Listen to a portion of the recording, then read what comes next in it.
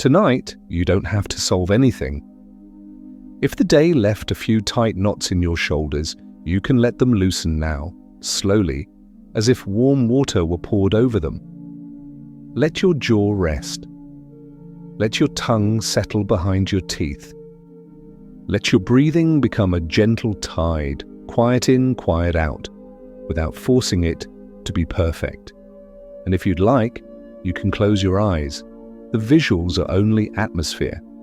Have you ever felt like a system continues to function even when its creator is no longer present? Like a clock still ticking in the dark. Not a scary kind of clock. More like the kind you hear from another room, steady, patient, keeping time while the house sleeps. Tonight's story is about that kind of quiet persistence. It begins far from your bed, May, and far from your calendar, in a land where rivers once ran like long silver ribbons under a wide, forgiving sky. In ancient Mesopotamia, between the Tigris and the Euphrates, people learned to measure seasons, to store grain, to build temples that caught the first light of dawn. They also learned something else, how to press memory into clay. Imagine a museum at night, not the bright, crowded kind, just the late, soft hours when the lights are low and warm and footsteps sound like whispers on polished floors. A glass case sits under a gentle lamp. Inside, a small tablet rests on felt, no larger than a hand. Its surface is brown and quiet, like dried earth after rain. Tiny wedge-shaped marks, cuneiform, sleep in its skin. It doesn't look dramatic, it doesn't glitter, it doesn't demand attention, and yet it has been waiting for you for thousands of years. In a way, this is the safest kind of time travel, not through storms or battles, but through objects that survive by being still. Clay that hardened, ink that became silence, a record that doesn't raise its voice. If your mind likes to wander at night, it might be comforting to know that these tablets were made by people whose minds wandered too. Not in the same modern way, emails, deadlines, endless tabs, but in the human way, wondering what holds a world together and what remains when something important is gone. In the earliest Mesopotamian stories, the world was not held together by human hands alone. There were names for powers above, gods who carried the authority of sky and storm, river and field, law and fate. Some texts call a group of them the Anunnaki, a council of divine figures who, in mythic language, helped set the order of things. But what we'll do tonight is not argue, not push, not prove. We'll simply walk softly through the written traces as if we are walking through that museum.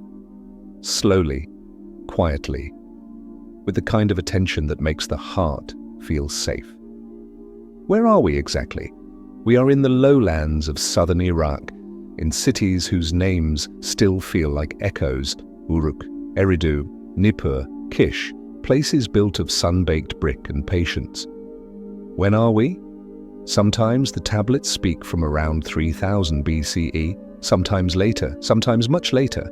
3000 years of writing, copied and recopied, stored in temple rooms and palace shelves. Who is speaking to us? Scribes, trained hands, steady eyes, people who sat cross-legged or on low stools, shaping damp clay into rectangles, then pressing signs into it with a reed. They wrote inventories and prayers, lists of kings and rituals for festivals, legal phrases, offerings of barley and oil, not one tablet, but thousands. A whole civilization, leaving a paper trail made of earth. What are they trying to do? Mostly, they are trying to keep life organized, to make sure grain arrives, to name who rules, to record what the temple needs, to remember what matters.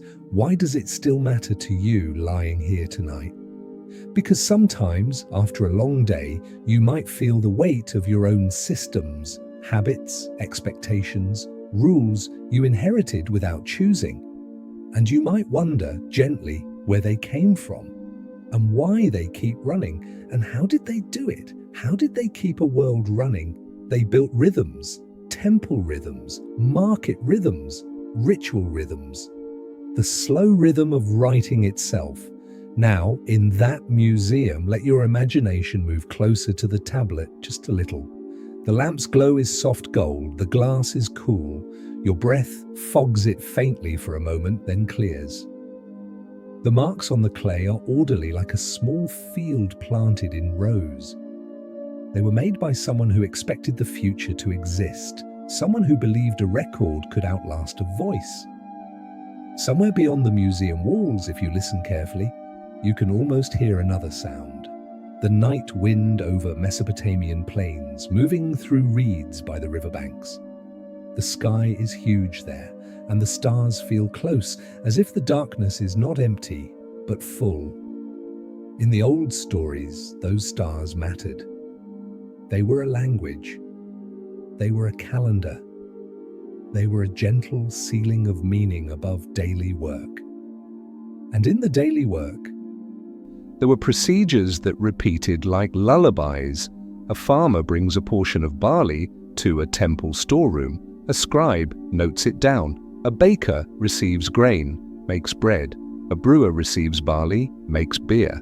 A priest lights a small lamp, offers a meal to the god statue, not because the statue eats like a person, but because the offering keeps the relationship alive, and the relationship keeps the city's heart steady.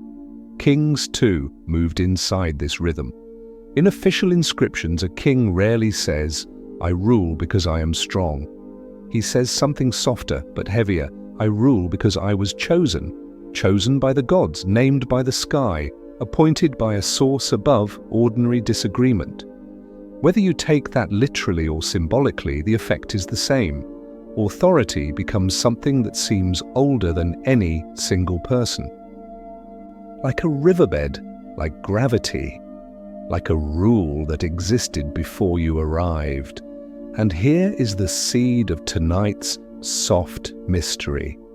In the earliest texts, divine figures appear as active presences, making decisions, assigning duties, speaking, giving decrees in mythic scenes.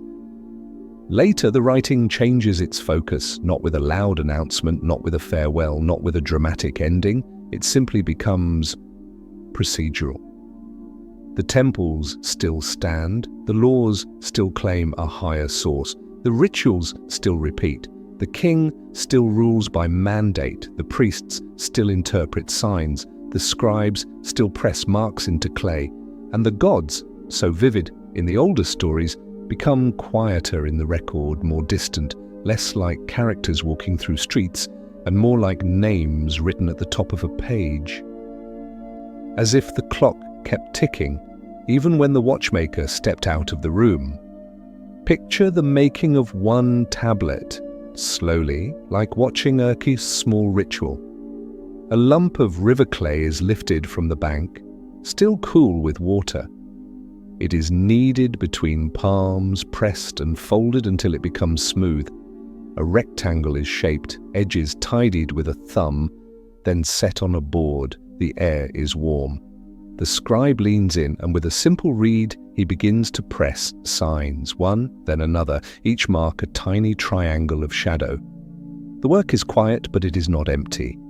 It is the quiet of care. When the writing is finished, the tablet dries.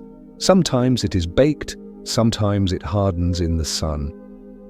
Either way, it becomes something stubborn enough to survive fire, collapse, centuries of sand, and the long patience of the ground. And among the many kinds of tablets, there are some that read like a gentle spine of history, lists, a list of offerings, a list of grain, a list of workers, and, most famously, a list of kings, names arranged like stepping stones across time, as if the scribes were saying, "This is how the world kept going." In that king list, time is softly divided by a flood, before the waters, after the waters, yet the writing continues in the same calm, documentary tone. No dramatic pause, no change in handwriting, just continuity, like a river returning to its course. If you've lived through a before and an after, you know how routines quietly return. If you notice your mind reaching for tension, reaching for a twist that would wake you up, you can let it soften. This is not a chase. This is not a warning. It is just a gentle observation about how humans preserve order and how order can continue even when its original voice grows quiet. Before we drift deeper into tonight's gentle journey, remember to subscribe to Ancient Sleep Story. Here, you'll always find peaceful stories that soothe the heart and quiet the mind. Where are you listening from tonight? Leave a comment. Your presence adds warmth to this quiet corner of the night. And yes, if tonight's story reminds you of a beautiful memory, feel free to share it below. Here, no one rests alone. Every story from the past is a soft lantern in the dark, gently lighting our way tonight. Now let's return to that small tablet. Resting on felt like a sleeping stone. Imagine, for a moment, that the glass case isn't a barrier, but a window. On the other side, the air smells faintly of dust and cedar. Somewhere, a lamp flickers in an ancient room. A scribe lifts a tablet, checks a line, and sets it down again. Outside, the city is quiet. You can hear distant water, slow and steady. You can hear a night bird once, and then silence. You can feel the heat of day still lingering in brick walls, but cooling. Cooling. Like your thoughts cooling now. In that ancient quiet, a question is waiting. Not urgent, not sharp, just present. If an authority once walked openly and then learned to guide through ritual, through law, through habit, what kind of disappearance leaves a world that still obeys? We won't rush the answer. We'll begin by stepping out of the museum and into the night sky of Mesopotamia, letting the stars become our first map. Let's step through the museum's glass, the way you might step into a dream, without effort, without urgency. The lamp above the display case becomes a warmer lantern. The polished floor becomes sun-baked brick, cooled by night. The air shifts, carrying a faint scent of river mud and smoke from small oil lamps. And the tablet you were looking at, so still, so modest, no longer feels like an exhibit. It feels like it was just set down. If you'd like, take one slow breath in and let it out as if you're exhaling across a calm lake. Nothing to fix, nothing to chase, only the gentle drift of time. We are in a room that belongs to a temple complex, not far from a river. Outside, the city is sleeping in layers, rooftops of flat clay, courtyards with dark fig trees, narrow lanes that hold the day's warmth a little longer. Somewhere a dog turns in circles and settles. Somewhere else, a distant reed flute fades into the night. Inside this room, the light is small and kind. Along the walls there are shelves, simple wooden planks supported by brick niches. On those shelves sit tablets, stacked like thin loaves of bread, some wrapped in cloth, some tied with fiber. A few are sealed inside clay envelopes, another thin layer of clay wrapped around the first, stamped with a seal like a signature pressed into wet earth. A seal is a fascinating thing to imagine in this quiet hour. A cylinder seal carved with tiny scenes, lions, stars, a figure offering a cup, rolled across damp clay to leave a repeating pattern. The motion is slow and satisfying like rolling dough. It turns identity into texture. It makes a document feel real. In a world without paper, clay becomes memory. In a world without electricity, a lamp becomes a small sun. In the corner of the room sits a basin of water. A reed mat lies folded. A low table holds a lump of clay wrapped in damp cloth to keep it workable. A few reeds, cut and sharpened, rest in a cup, waiting to become writing. And there is someone here. Not in a way that demands you follow their face, no need for that. Just a presence, a scribe, perhaps young, perhaps older, sitting with the posture of someone trained to be patient. In the half-light, the scribe's hands move with practiced gentleness, as if even the clay deserves respect. The first thing the scribe does is listen, not for voices of gods in thunder, but for ordinary sounds, the crackle of oil in a lamp, the soft settling of wood, the breath of the night wind against the door. Listening like this is a kind of safety. It tells you the world is stable. Then the scribe begins. They pinch off a portion of clay, knead it slowly, and shape it into a small rectangle. The edges are smoothed with the thumb. The surface is flattened. In the lamplight, the clay glows like dark honey. You might notice how calming this is. A sequence of small actions, repeated, reliable. It's the same comfort you might find in folding a blanket, washing a cup, arranging a pillow. Simple motions that tell the nervous system, we are not in danger, we are in routine. Now the reed touches the clay, one press, then another. Each wedge-shaped mark is made by angles, by pressure, by the exact tilt of the wrist. The writing is not ink, it is a pattern of shadows. The message lives in dents and ridges.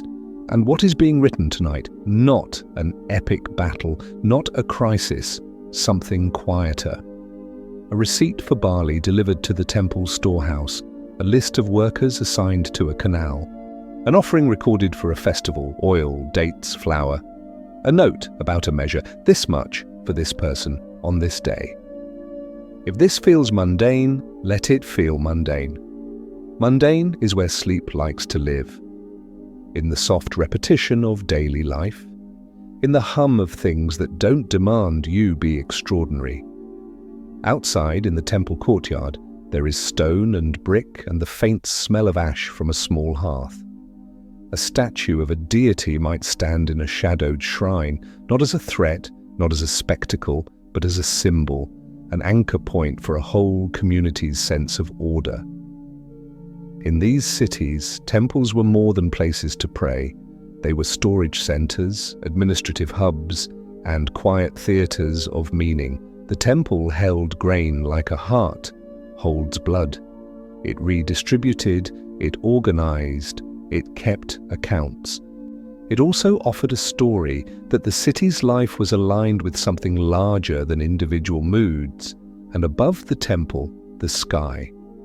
If you step outside for a moment, barefoot on cool brick, you can look up and see it, a ceiling of stars so dense it feels like a woven cloth. The Milky Way stretches like pale smoke. The moon, if it is up, lays a silver path on the river. Ancient people watched that sky with a patience we rarely practice now. They watched not to be entertained, but to be oriented. The sky was a slow clock. The sky promised that after heat came cool, after drought came flood, after chaos came pattern. You can imagine how comforting that must have been. And you might notice something else, the quiet way the temple and the sky speak to each other. The temple's rituals follow the sky's rhythms, and the sky's mysteries justify the temple's rituals. This is not about fear, it is about coherence, about building a life that feels held. Now let's move deeper into the archive. There is a second room, smaller, even darker. The air here smells more strongly of dust and clay. This room is less about offerings and more about records. If the temple courtyard is a public face, this is the temple's memory, its private mind. On one shelf are tablets used for training, simple lines of signs repeated, copied, corrected. On another shelf are older tablets, their edges chipped, their surfaces slightly worn. They are not sacred because they are dramatic. They are sacred because they are continuity. Think of a family recipe card, stained and soft at the corners. Think of a letter kept in a drawer for decades. Think of an old photograph whose colors have faded into gentler tones. The value is not in perfection but in persistence. Some of these tablets contain stories, myths, hymns, poems. Some contain lists of kings arranged like a spine through time. Some contain legal phrases, contracts, oaths, the language of agreement.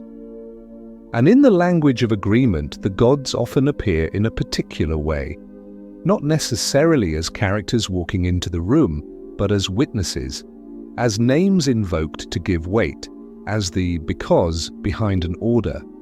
A contract might say, in effect, this belongs to that person under the gaze of the divine, under the authority of the temple. A law might say, this is right, because it is aligned with a higher principle.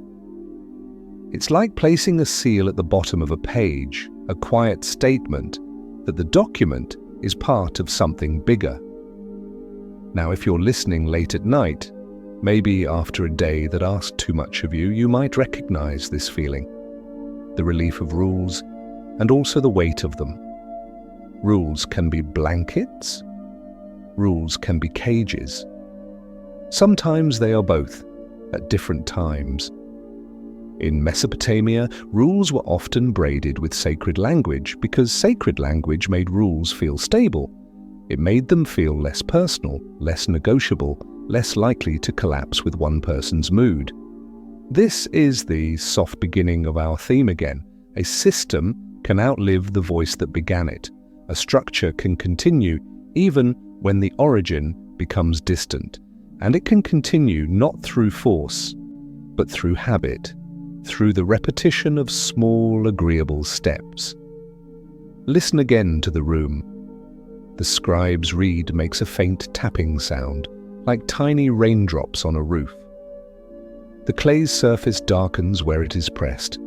The lamp flickers once, then steadies. Somewhere outside, wind moves through reeds along the river, making a hush that could almost be a lullaby. If your thoughts have been running, let them slow to match that tapping.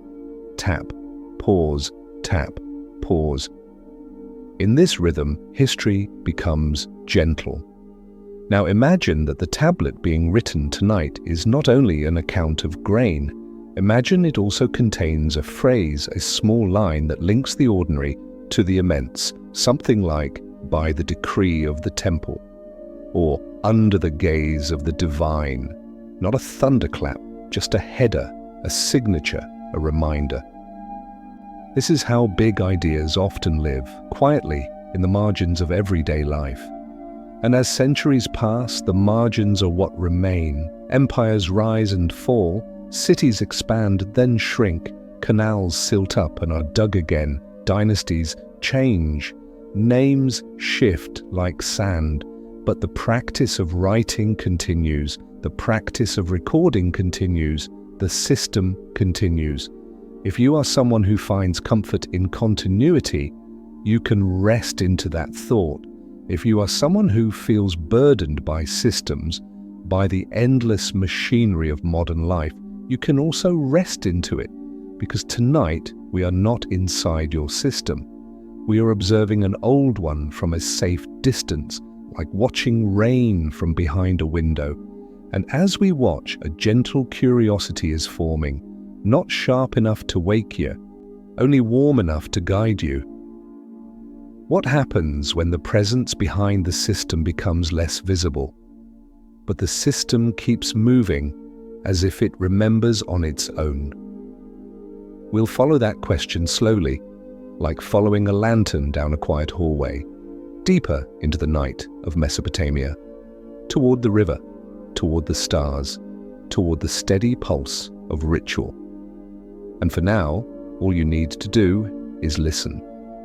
Feel how the night holds you, the way the archive holds its tablets, without hurry, without judgment. Let your eyelids grow heavier, as if they too are learning the art of staying closed. We'll go on, gently, softly, in the next part. Now the archive room softens behind us, as if its shelves and tablets are drifting into the background of a dream. We step out through a narrow doorway and into a courtyard where the night has begun to loosen its grip. The air is cool, almost sweet. A thin layer of mist rests near the ground, hovering above brick like a quiet thought that hasn't decided to leave yet. In the east, the sky is not bright, not sudden, only a slow deepening from indigo to a washed, tender blue. If you want, you can imagine yourself standing beneath a simple awning, wrapped in a light cloth, watching the world wake up at its own pace. The city around you is made of mud brick, soft-edged shapes, pale in the early light, courtyards, walls, doorways, flat roofs where people sometimes sleep in summer. Everything feels close to the earth, as if the entire city is built from the same patient material as the tablets in the archive. And, in a way, it is. Where are we? In a Sumerian city-state, somewhere in the southern plain where rivers braid and unbraid through fields. When are we? On a morning that could belong to many centuries, because dawn has always looked like this, quiet, gradual, forgiving. Who is moving first? Not kings, not priests. The first motion belongs to ordinary hands. A woman steps into the courtyard with a clay jar and draws water from a basin. A baker opens a low oven and checks the coals, careful not to let ash lift into the air too fast. Then slowly, the city begins its rhythm. Footsteps, soft voices, the creak of a door, a donkey shifting its weight, the faint clink of pottery, the sound of a broom brushing dust into a corner as if tidying the night away. From one rooftop, a thin ribbon of smoke rises as someone warms breakfast. The scent is simple, flatbread, a little sesame, a touch of dates, and it drifts through the alley like kindness. A cat slips along a wall, silent as a shadow, then pauses to blink at the new light. Nothing rushes. Everything arrives gently. Even the air seems to yawn awake. If you have been carrying noise inside your mind, you can let this soundscape wash over it. It is not the noise of urgency, it is the noise of continuity. Near the temple complex, a gate opens and the courtyard expands. The temple rises above everything else, not as a sharp tower, but as a layered shape, like a small mountain made of brick. Steps climb toward a platform. A shrine sits at the top, where lamps are lit even before the sun is fully awake. In this place, daily life and sacred life are not separate rooms. They are the same room with different corners. A line forms near a storeroom. People bring baskets and jars, grain, oil, wool, dates, not in panic, not in desperation, but in the steady way people participate in the system that feeds them. And here, quietly, we meet the heartbeat of the city, the storehouse. Inside, there is a cool dimness. Walls are thick. The air smells of grain and clay and old wood. Jars line the floor, sealed with clay stoppers. Baskets are stacked in a neat geometry. A man measures grain with a scoop, leveling it with a practiced hand. A woman receives her share, nods and steps aside. In the corner, seated with calm attention, is a scribe. The scribe holds a small tablet, still damp. The reed stylus rests between fingers like a simple extension of the hand. As each transaction happens, the scribe records it, the name, the amount, the date, the purpose. Not with emotion, not with drama, only with accuracy. This is the gentle machinery of order.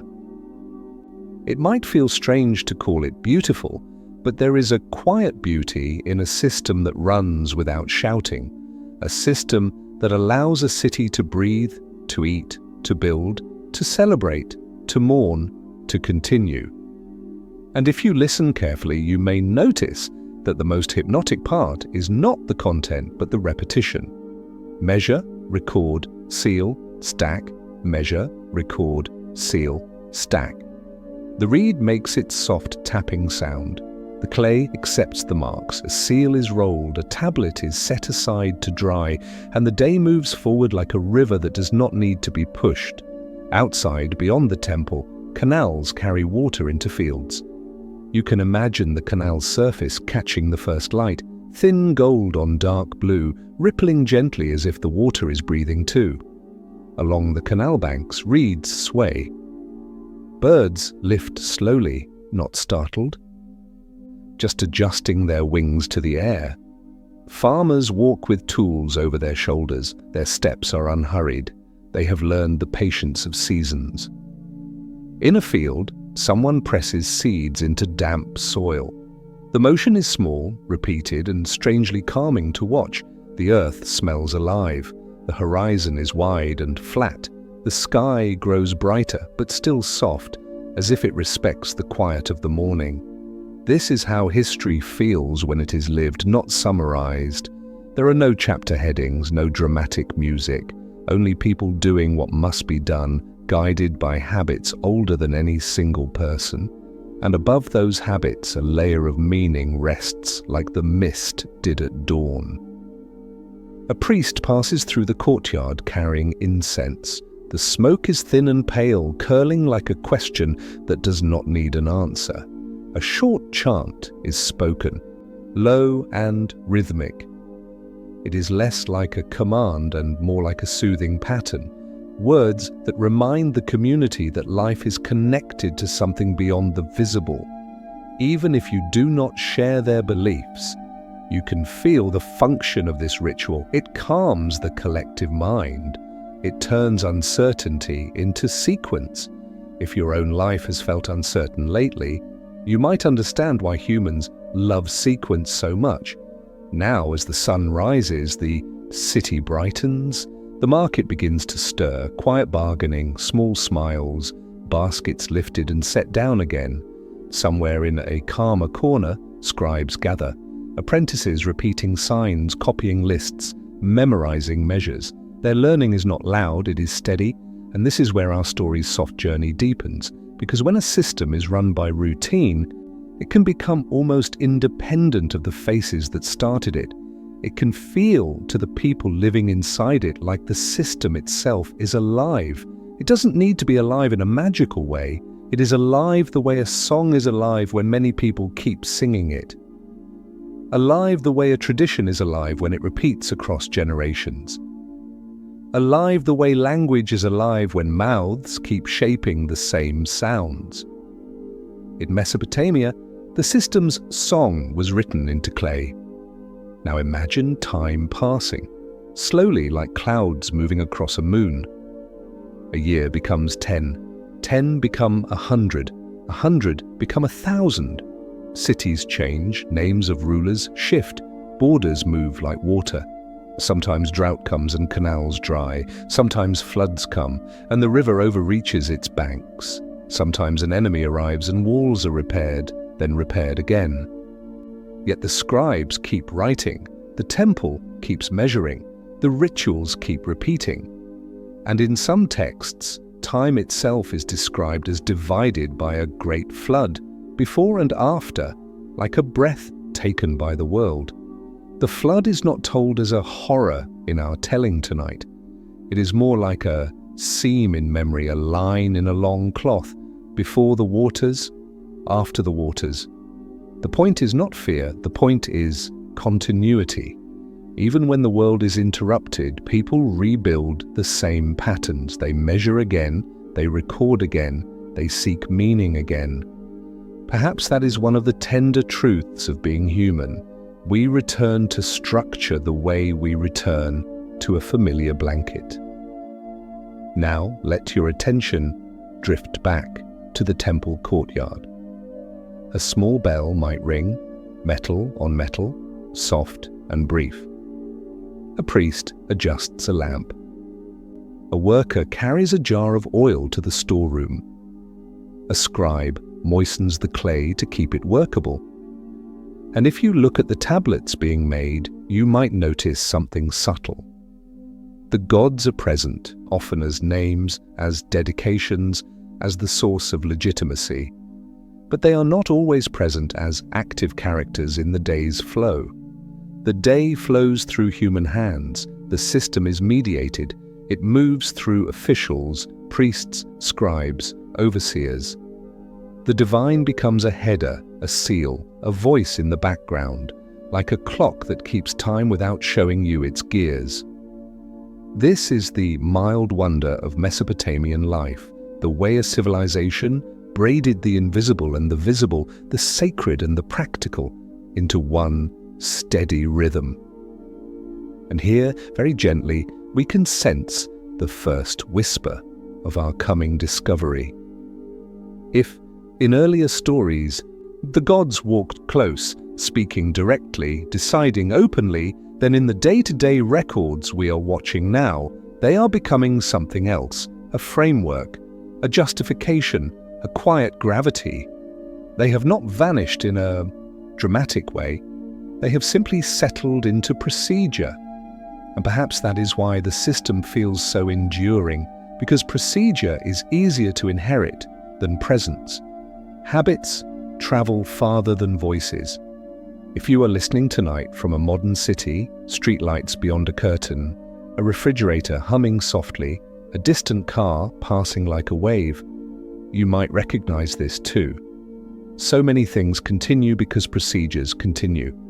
For now, though, we stay in Sumer, where the sun is fully up, and the river keeps shining, and the reed stylus keeps tapping. Tap, pause, tap, pause. Let that rhythm slow your thoughts. In the next part, we will follow the scribes beyond daily accounts and into the quiet art of reading the sky, omens, signs, and gentle interpretations, where the invisible becomes a language the system can use. For now, allow yourself to rest in the simple steadiness of this morning. Let your breathing match the canal's slow surface. Let your mind become like clay, soft, receptive, unhurried. The day in Sumer has warmed, and the temple courtyard is alive with soft, ordinary motion, baskets being set down, jars being lifted, sandals brushing dust.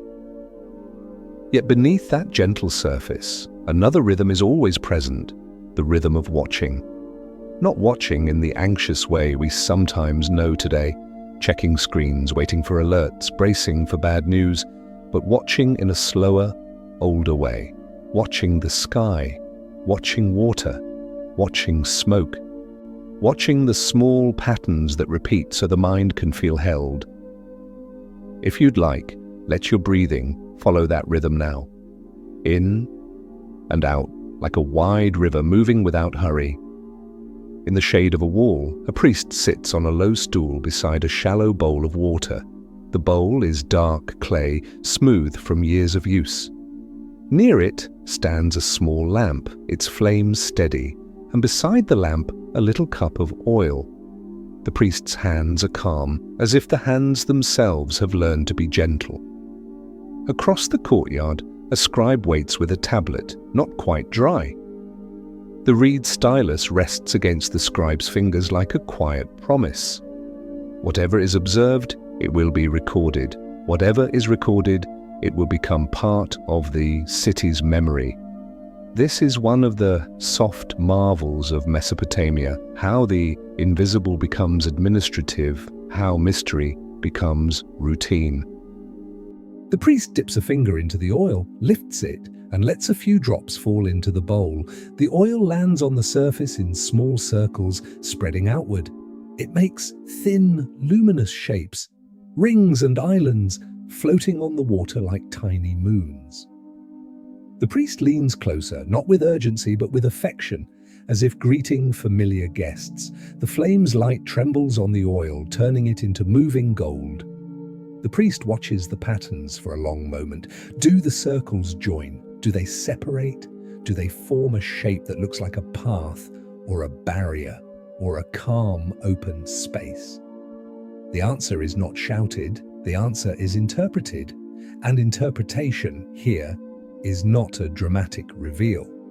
It is a gentle craft like weaving. like listening to wind and deciding whether it is a warm wind or a cool one.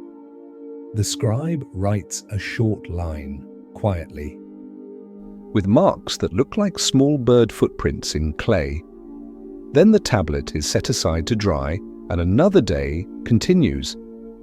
Nearby, in another corner of the temple complex, someone reads the sky. A ladder leans against a wall. A watcher climbs slowly to a roof where the air is clearer and the horizon wider. The city below is a patchwork of rooftops and courtyards. The river beyond glints in the sun. The canals draw thin lines through fields, reflecting light like threads of silver. Above, the sky is an immense bowl of blue. During the day, the sky speaks through clouds and wind and the angle of light. At night, it speaks through stars. In Mesopotamia, the stars were not only beauty, they were language, they were calendar. They were reassurance that order existed above the dust of human life. Imagine the night returning. The heat of the day loosens and drifts away. People retreat to rooftops and courtyards. Lamps glow behind doorways. The city quiets as if it is remembering to rest. And above it all, the sky opens, deep indigo, scattered with white fire. A watcher looks up and names what they see. A bright point rising where it should not. A faint halo around the moon. A star flickering in a strange way, as if the air itself is telling a story. The watcher does not panic. The watcher does not run. The watcher simply notes. Then the watcher brings those notes down into the temple, where they become part of the system. A sign to be weighed, a message to be translated into action. This is how a civilization makes uncertainty livable. If you think about it softly, it is a tender impulse, the desire to be guided, the desire to know what comes next. The desire to feel the future is not a wild animal, but a path with lanterns. In another room, not far from the archive, there is a practice even older, quiet, careful, and strangely intimate. A liver rests on a tray. It sounds startling when spoken quickly, but tonight we speak slowly, like walking through a dim hallway. In the ancient world, the liver was considered a map of fate. Priests examined its surface, the folds and lines, the small shapes and marks, as if the body held a message from the cosmos. The act was not performed with cruelty for its own sake. It was performed with the gravity of ritual, with the belief that life and meaning were intertwined. A priest points with a reed, tracing a line on the organ surface. Another priest murmurs an interpretation. A scribe records it. The record becomes guidance. Guidance becomes procedure. And procedure, once written, becomes enduring. There are other signs too, the way smoke curls from incense, the way a flame bends in a draught, the way a dog howls before dawn, the way a child dreams and speaks in sleep. Everything can be read if a society agrees on how to read it. And when a society agrees, the reading becomes a kind of shared lullaby, soft, repetitive, familiar. Here is the subtle shift that matters for our story. At first, in myth, divine figures act like characters. They speak, they command, they argue, they decide. Their presence is vivid, their footsteps feel near. But in the daily life of the city, the bowls of oil, the lists of offerings, the watchers on rooftops, the divine becomes something quieter. Not a person walking into the room, but a principle that justifies the room's order. The gods do not need to appear if their authority is embedded in the calendar, embedded in the ritual, embedded in the king's title, embedded in the scribe's lines, embedded in habit. You might feel as you listen that this is the soft discovery we've been approaching, not a sudden secret, but a gentle realization. They did not disappear in thunder, they dissolved into procedure. The system did not break when the sky grew silent. the system learned to speak in a different way, through intermediaries, through signs, through written lines that could be copied long after the original voice was gone. It's like a song whose composer is forgotten, yet the melody continues because people keep humming it while they work. Now let's return to the temple courtyard. The bowl of water has settled. The oil has spread into thin, shimmering sheets. The lamb's flame is calm, almost hypnotic. The priest lifts the bowl slightly, tilts it, watches how the oil drifts. The scribe writes a final sign, then smooths a corner of the tablet with a thumb. Outside the courtyard, the street is quiet. A child runs past, laughing softly, then disappears into a doorway. A cart creaks once and then stills. The city feels safe in its own repetition. If your own mind has been overworked, you can borrow that safety. Let repetition be kindness. Let routine be a soft blanket. Let the idea of a system, steady, quiet, be something you watch from a distance, not something you have to carry tonight. And yet as we watch, we notice something delicate. When the divine becomes procedure, it becomes harder to see where it ends and where human hands begin. Authority becomes invisible. Power becomes background. The source is implied rather than present. In that implied space, people can place many things: comfort, legitimacy, responsibility, fear, hope. A king can say, "The sky chose me," and an entire city can exhale because the choice feels bigger than politics. A judge can speak in the name of a higher order, and disputes can be settled without endless argument. A farmer can bring grain to the temple and feel the act is not only economic, but meaningful. Meaning, here is a glue. But glue can also harden. And so our story will keep drifting, slowly, toward the moment when someone, centuries later, looks at these records and notices the quietest thing of all, that there is no loud goodbye, only the continued ticking of the clock. For now, though, let's stay with the sky. If you're listening from a modern apartment, or a quiet house, you might picture your own ceiling as another kind of sky.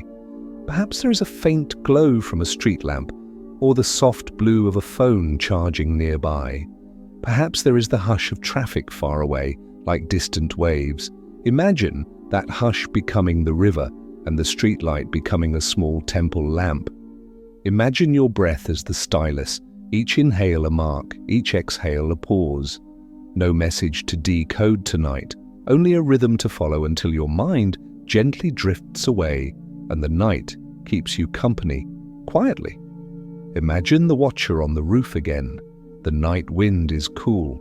The city below is dim, dotted with small lamps like fireflies.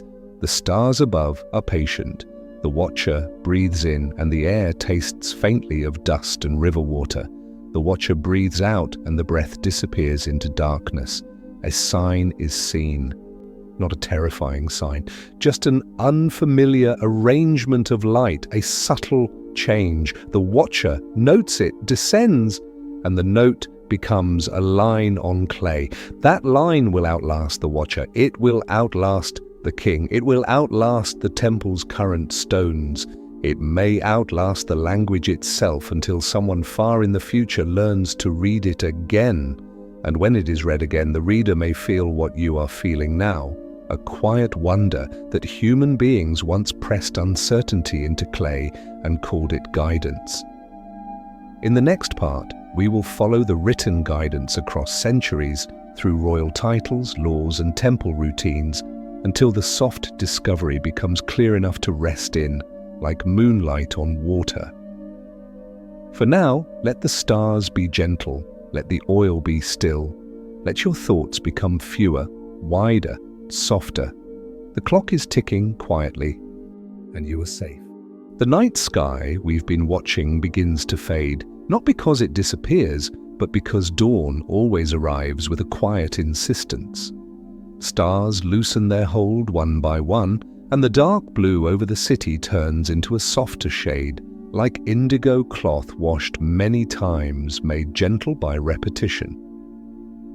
If you imagine yourself on that rooftop again, you might feel the cool brick under your feet and the last breath of night air brushing your cheeks. Then, somewhere behind you, a first door opens. A faint sound of water poured into a jar, a small cough, a sleepy voice. The city remembers how to be a city. Down below, the temple lamps are still lit, but they look paler now. The flame that felt like a small sun in darkness is just a warm dot against morning. And as the day begins, the system we've been observing, this calm machinery of routine, slides into motion again. Today, though, our gentle journey moves from the bowl of oil and the rooftop watcher toward another quiet stage of authority. The palace courtyard, the court of judgment, the place where the king's words are shaped into something that can outlast the king. You don't need to picture grand marble or towering columns. This is Mesopotamia. Brick and clay and plaster, carved wood, painted doors, woven mats. The palace is large, but it is still made of earth. Even power here feels grounded, heavy, real. Imagine a long corridor where light falls in stripes through an open doorway. Dust floats in that light, drifting like slow snow. At the far end, a courtyard opens to the sky. A few trees grow there, tough, patient trees that know the heat. A fountain is unlikely, water is precious. But a basin sits in the shade and a servant refills it quietly, as if the sound of pouring water is part of the palace's calm. Somewhere nearby, a scribe waits again. Always the scribe, always the clay. If the temple is the city's heart, the palace is its voice, and the voice wants to sound steady. A king steps into the courtyard, not with dramatic music, not with thunder, just footsteps, a robe that moves with the breeze, a simple crown or headband, jewelry that catches light softly. The king is human, tired sometimes, hungry sometimes, uncertain sometimes, but the system around the king is designed to make the king feel larger than one human body. How does it do that? It gives the king a story. In inscriptions, the king often speaks in a certain tone, firm but ceremonial. I was chosen. I was called. I was made shepherd of the people. Sometimes the words are carved into stone, sometimes pressed into clay, sometimes painted on walls that will eventually crumble. But the intention is always the same, to place the king inside a chain that runs upward toward the sky. This is where the divine becomes a signature. Not a deity walking into the palace and speaking out loud, but an invisible endorsement that sits behind the king's claim. A messenger arrives with a dispute. Two families argue over land. A worker claims a portion of barley was measured incorrectly. A merchant insists a contract was broken. These are ordinary human tensions. They don't need myth to exist. Yet the system wraps them in a higher language so they can be settled without endless conflict. A judge listens, a scribe records, a decision is made, and somewhere in the phrasing, you might hear it, by the decree, under the protection, in the name of. It is a soft kind of power because it doesn't need to shout. It simply points upward, lets the sky do the heavy lifting. If you have lived in modern life long enough, you may recognize this feeling, the relief of being told there is a rule above the argument, the comfort of a procedure that ends the debate, the fatigue, too, of systems that seem to exist without a visible person holding them. Tonight, we are not judging, we are noticing. Now imagine a scene that feels like a slow cinematic montage. A stone slab is carried into a courtyard. It is heavy, and the men carrying it move carefully, not straining noisily, but stepping in measured rhythm. The slab is set upright. A sculptor smooths a surface. A scribe reads aloud. Another artisan begins to carve lines, small, precise marks that will become law.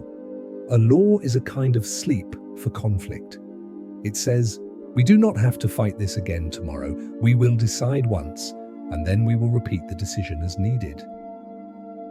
In Mesopotamia, laws often carried a sacred scent.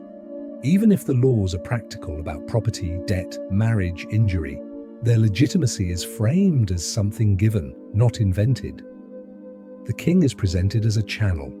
The sky becomes the source, and this is where the system grows stronger than any single king. Because once a law is carved, it can be copied.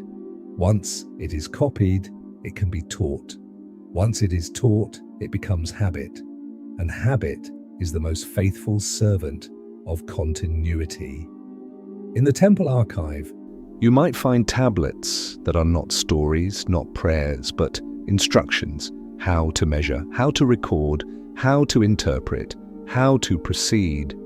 These tablets do not sparkle, they do not entertain, they endure.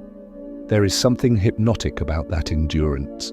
You can almost hear the sound of a stylus pressing into clay in a room somewhere, year after year. Tap, pause, tap, pause. A king's name changes, but the tapping continues. Now, if we place our gentle 5W1H lantern over this moment, where? In city-states of southern Mesopotamia, where temples and palaces share the same dusty air. When, over many centuries, from early dynasties through later empires, as writing becomes a backbone of governance. Who? Kings, priests, judges, scribes, people whose roles are defined by repetition. What? A system of legitimacy that ties human decisions to a higher order. Why? Because human beings need the feeling that rules are more stable than mood.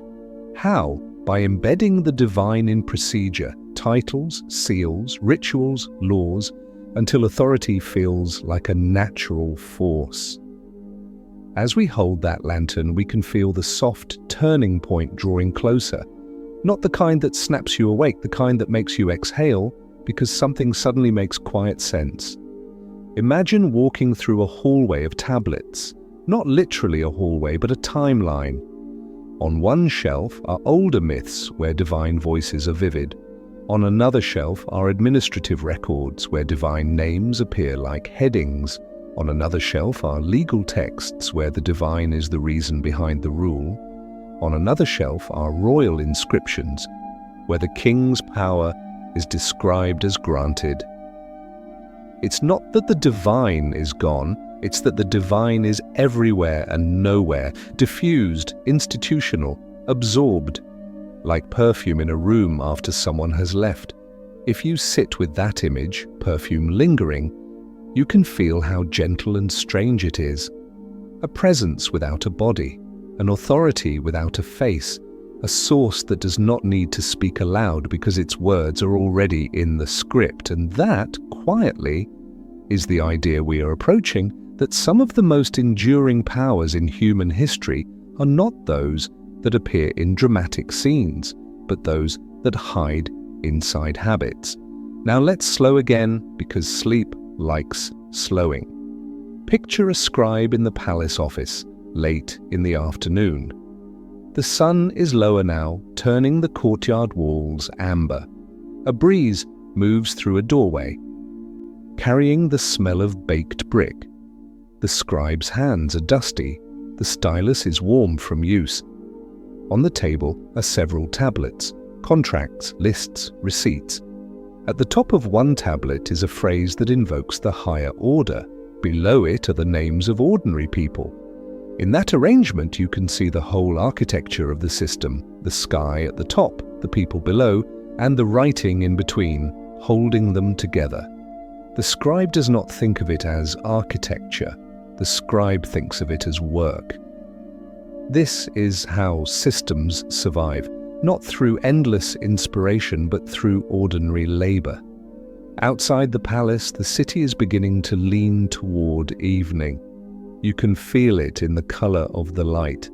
how it turns softer, how it stops insisting.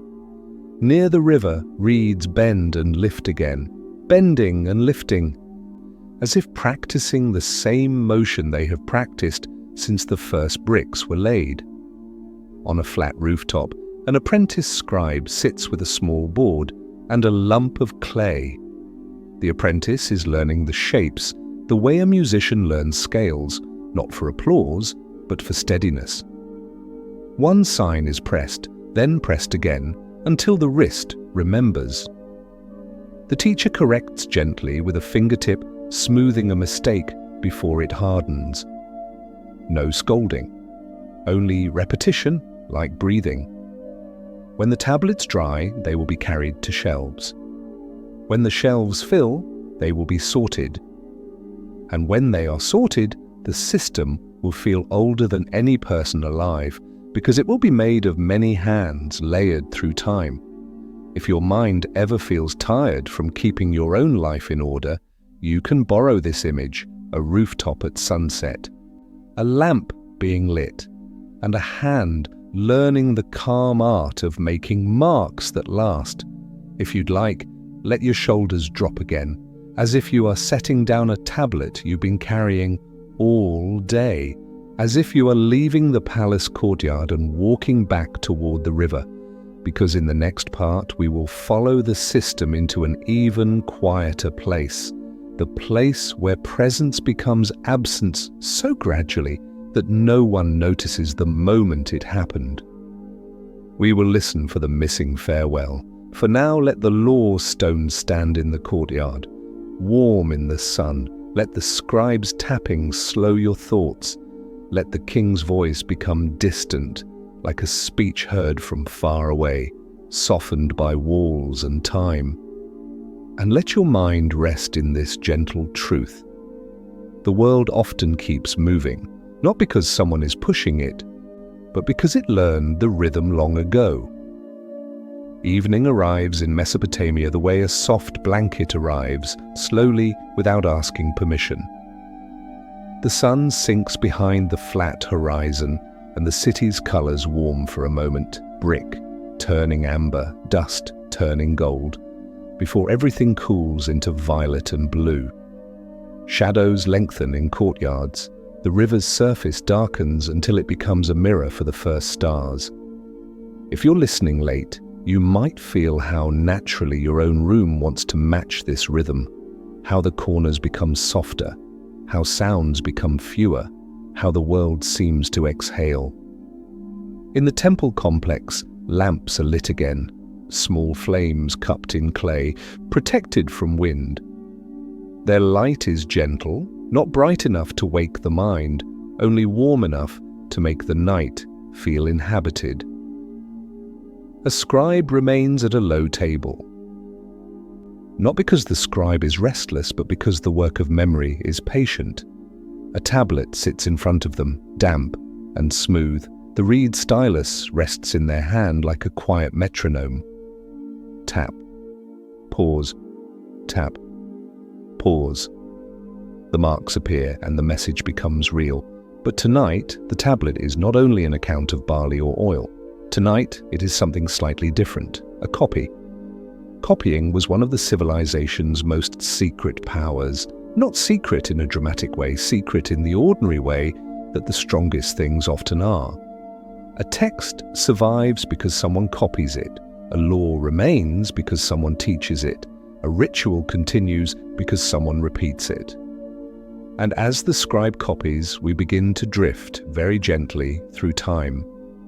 Not with a sudden jump, not with a spinning tunnel, but with a slow dissolve, like clouds crossing the moon.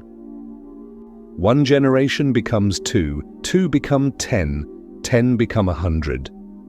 The same city is still here, but it has changed its shape slightly. A wall has been rebuilt, a courtyard has been widened, a canal has been cleared again, a new king has taken the title.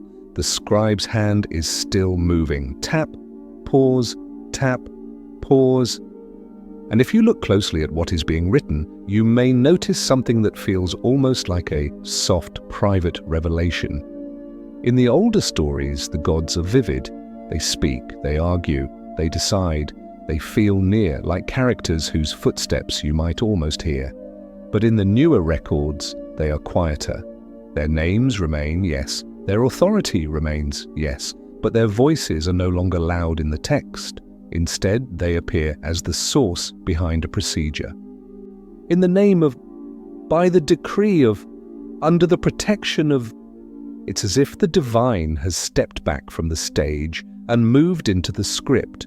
No dramatic exit, no closing speech, no last scene where everyone turns to watch the gods walk away into the sunset. Just a gradual shift of attention. The temple's storehouse still measures grain, the palace court still settles disputes, the priests still interpret signs, the king still claims legitimacy from above, and the gods become the reason written at the top of the page. It happens so slowly that no one living inside the system would point to a single day and say, today is the day they left. Because the system doesn't break, it keeps moving. This is the quietest kind of disappearance, not a vanishing, but a dissolving. Like salt stirred into water. Like mist thinning into air. Like the last note of a song fading until it becomes silence, while the melody remains in your memory. If you want to feel this gently, imagine walking through the temple archive again, shelves and shelves of clay, resting in dust and darkness. On one shelf, mythic tablets, hymns, epics, stories where gods are close. On another shelf, administrative tablets, lists, receipts, contracts, where the gods appear as formal witnesses stamped into language. On another shelf, legal tablets, rules framed as given, as if law itself descends from the sky like rain. And the deeper you go into the shelves, the more you feel the shift. Not a rupture, not a war, not an announcement, just the steady transformation of presence into procedure. And here, very softly, our story's gentle discovery becomes clear enough to hold. They did not vanish with a scream. They vanished with a routine. They did not disappear from belief. They disappeared from narrative. They became institutional. A system can do that. A society can do that. It can take a powerful idea, divine authority, cosmic order, sacred mandate, and weave it into daily life until it no longer needs to appear as a character. It becomes background gravity. The clock keeps ticking, even if no one remembers who first built it. If this idea feels a little heavy, we'll hold it lightly. We'll treat it like a smooth stone in the palm, something you can feel without needing to explain. Now let time drift again, in the most soothing way. Imagine a later century when the old Sumerian cities have been joined into larger kingdoms, when languages shift and scribes learn new signs, when borders stretch wider than before.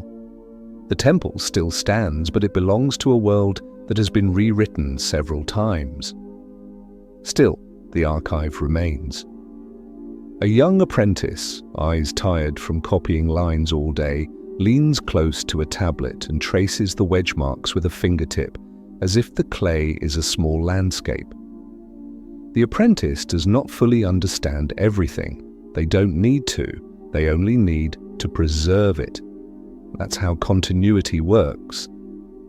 You don't have to carry the whole meaning, you just carry the shape. The apprentice copies a line that mentions a god's name. The name is familiar, but the story behind it is less alive now. It is like a family name whose origin has become a rumor. Still, the name is written because it belongs there, because the system expects it.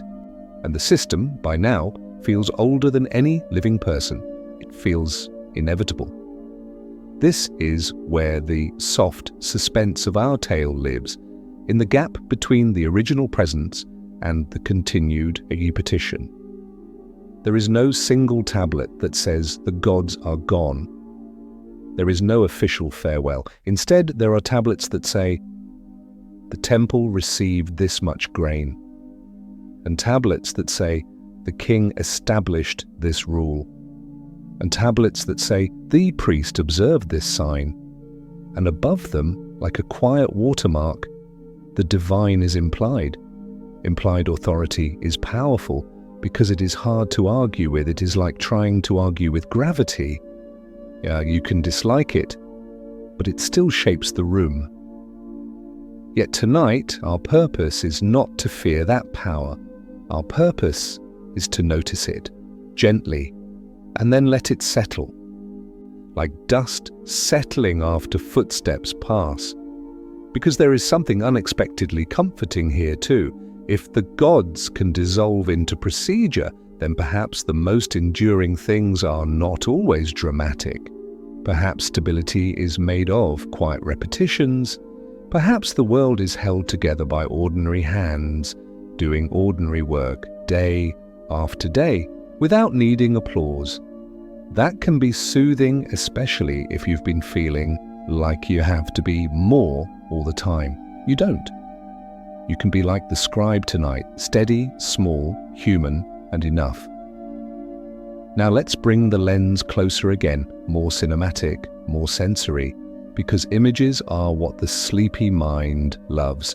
A lamp flame trembles inside a niche. A tablet dries on a shelf. Dust floats through a beam of moonlight. Outside, the river moves dark and patient. Its surface catches starlight in thin, shifting lines. A reed bed whispers at the bank. A small boat is tied to a post, rocking slightly as if it's breathing. Somewhere in the city, a dog sighs and settles deeper into sleep. In this calm, the idea becomes almost tender. A system that began as myth becomes administration. A presence becomes paperwork. A story becomes a header. A voice becomes a stamp. And the people living inside it simply live. They wake, they measure, they record, they argue and reconcile, they celebrate festivals, they mourn losses, they sit on rooftops at night and look at the sky, letting the stars remind them of order. They do not need to know exactly when the gods grew quiet, because the gods, in a way, did not need to speak anymore. The system speaks for them. That is the soft twist. Not that something vanished, but that something transformed. And perhaps this is the reflection beginning to bloom, very softly, like a flower opening at night. In our own lives, there are many systems that keep running. Habits we inherited, rules we follow, routines that shape our days. Some of them comfort us, like bedtime rituals and familiar songs. Some of them exhaust us, like endless expectations and invisible pressures. Tonight, you don't have to fight any of them. You can simply notice the way we noticed Mesopotamia, with calm attention from a safe distance. If your mind starts to analyze, if it tries to turn this into a debate, you can let it soften. The goal isn't to conclude, the goal is to drift. So let's drift back to the simplest image of all, a small clay tablet, no larger than a hand, a row of wedge marks, a lamp's warm glow, a glassy stillness of night. Inside those marks is a civilization's quiet habit of continuing, and inside your breath is something even older, the habit of returning to rest. Take one slow inhale and let the exhale be longer, like a river widening. In the next part, we'll let this discovery settle into a gentle reflection about time, memory, and the invisible threads that connect ancient nights to your night now. We'll begin to lower the story's volume even further, guiding you toward that deep, safe quiet where sleep begins. For now, the clock can keep ticking in the dark. You don't have to watch it. The temple lamps are still burning, but the night has softened them into something almost tender. Their light doesn't push against the darkness, it sits inside it, the way a small ember sits inside ash, quiet, steady enough. And somewhere far ahead in time, a museum lamp will do the same thing. If you imagine that museum again, the glass case, the felt lining, the tablet resting like a sleeping stone. You might notice how similar it feels to this ancient room. Different walls, different language, the same hush, the same sense that something important can live without noise. Tonight we've been following a question that never asked to be answered loudly. How can a system keep moving when the voice that began it grows quiet? Now we let that question settle. Not like a conclusion, but like dust settling after a door closes gently. Not dramatic, not urgent, just calm. Because calm is where sleep begins. Picture an archivist in a later century, someone whose world is already built on layers of older worlds. The city outside has changed names. The temple has been repaired and rebuilt so many times that the bricks hold the fingerprints of strangers. The archive room is cooler than the streets. Its air tastes of clay and cedar and the faint sweetness of oil smoke. The archivist lifts a tablet, not with reverence that trembles, but with familiarity, like lifting a cup you've used every day for years. The tablet is small, the signs are precise, the message is plain. A measure of grain, a date, a name, and at the top, a phrase that points upward, toward the sky, toward a higher order, toward a source that doesn't need to appear in person. The archivist reads it the way you might read a familiar heading, quietly, automatically, without noticing how much weight it carries. This is how power becomes invisible. It becomes something you don't have to think about. Something you can simply do. In that sense, the archive is not only memory, it is also habit made physical. If you've ever found yourself doing something without remembering when you learned it, locking a door, checking a stove, setting an alarm, folding laundry the same way your family folded laundry, then you already understand the gentle magic of habit. Habit is a rope thrown across time. You grab it without thinking, and suddenly you are connected to people you never met. In Mesopotamia, that rope was braided from ritual and record, from the temple storehouse and the palace court, from the watcher on the roof and the priest at the bowl of oil, from the king's titles and the scribes tapping, tap, pause, tap, pause. Even now, as you listen, your own body has its rituals. Your breath arrives and leaves. Your eyelids blink and then linger. Your heart keeps time without asking permission. A system inside you, older than any story, still ticking in the dark. If that thought makes you feel anything, comfort, wonder, a soft ache, let it be there. You don't have to solve it. You can simply feel it, the way you feel the warmth of a blanket against your skin. Now let's widen the scene again like a slow camera pullback. The Mesopotamian sky is deep and clear. A few thin clouds drift like pale ink across the stars. The river below reflects the moon in broken pieces. A boat rocks gently at its tether. A reed bed whispers. The city sleeps. In one courtyard, a dog sighs and shifts in its sleep.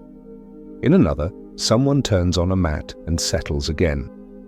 In a temple room, a lamp flame leans once, then steadies. And on a shelf, a tablet dries, becoming harder, becoming durable, becoming future. It's easy, from this distance, to imagine that civilizations are held together by grand events, wars, inventions, conquests, collapses. But the tablets remind us of something quieter. Most of life is held together by repetition. A person brings grain, a scribe records, a seal is rolled, a jar is stored, a ritual is spoken, a dispute is settled, a child is taught, a sign is interpreted, a festival returns, and in the gentle background a higher story is whispered. This order comes from above. This is not only our choice, this is the way the world is meant to be. Whether that story was believed as literal truth or held As symbolic comfort, the effect was the same. It made the system feel stable. It made uncertainty feel smaller. It gave people something to lean on. You might recognize the human tenderness beneath it. We don't like floating, we like anchors. In modern life, we have different anchors: schedules, calendars, rules and forms. Invisible algorithms that sort, decide, recommend, direct. Sometimes these anchors soothe us, keeping days predictable. Sometimes they exhaust us, making life feel like an endless hallway of tasks. If you've felt that exhaustion, you're not alone. And here, in this quiet story, there's a small, healing invitation. You can set the hallway down for tonight. You can let the old system remain in the past, safe behind museum glass. You can let your own system pause just for a few hours, like a city resting after sunset, because you are allowed to rest, even when the world continues. That might be the softest discovery of all. The scribe in Mesopotamia did not stop the river. The scribe did not stop the stars. The scribe simply made a record and then went home to sleep. And the world kept going quietly without needing the scribe's attention. You can do the same. You can stop holding the whole day. You can stop rereading the same thoughts. You can let tomorrow exist without you supervising it tonight. If you want a small ritual, try this. On your next exhale, imagine your day folding itself like a cloth, not thrown away, just folded neatly and placed on a shelf. You can pick it up later. You don't have to carry it now. Exhale, fold, set down. Now return with me to the museum, because the museum is a bridge between then and now. It's a room where time behaves kindly, where the past is contained. Where you can look at it without being swallowed by it. The museum is closed. The last visitors have left. The guards walk slowly, their footsteps soft. The lights are dim, warm, steady. A glass case holds the tablet. A small plaque sits beside it, naming a city, a century, a language. The tablet does not know it is famous. It does not know it has traveled through fires, through collapses, through sand. It simply rests. This is another gentle lesson. Endurance does not need applause. Sometimes the most faithful things are the quietest things. A lamp that keeps burning, a river that keeps moving, a breath that keeps returning, a heart that keeps time. And perhaps if you listen carefully, you can notice your own procedure shifting tonight, from alertness to softness. Your shoulders drop. Your jaw unclenches. Your thoughts grow less sharp at the edges. The story becomes less like information and more like atmosphere. That's good. That's exactly where we want to be. Now think again about the missing farewell in the tablets. No loud goodbye, no dramatic scene, only a gradual dissolving of presence into habit. In a strange way, this can be comforting, because it suggests that not everything meaningful requires a grand ending.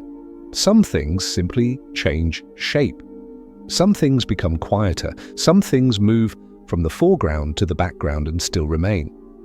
If you've ever lost something that mattered, an old version of yourself, a place you lived, a season of life, a relationship that faded gently rather than breaking, you might recognize this kind of transformation. It can feel tender, it can feel confusing, but it can also feel natural, like the tide. Nothing needs to snap in order for a new calm to arrive.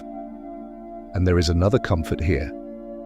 If a system can outlive its origin, then your own peace can outlive your current stress. It can become a habit, a procedure of gentleness, a ritual of returning.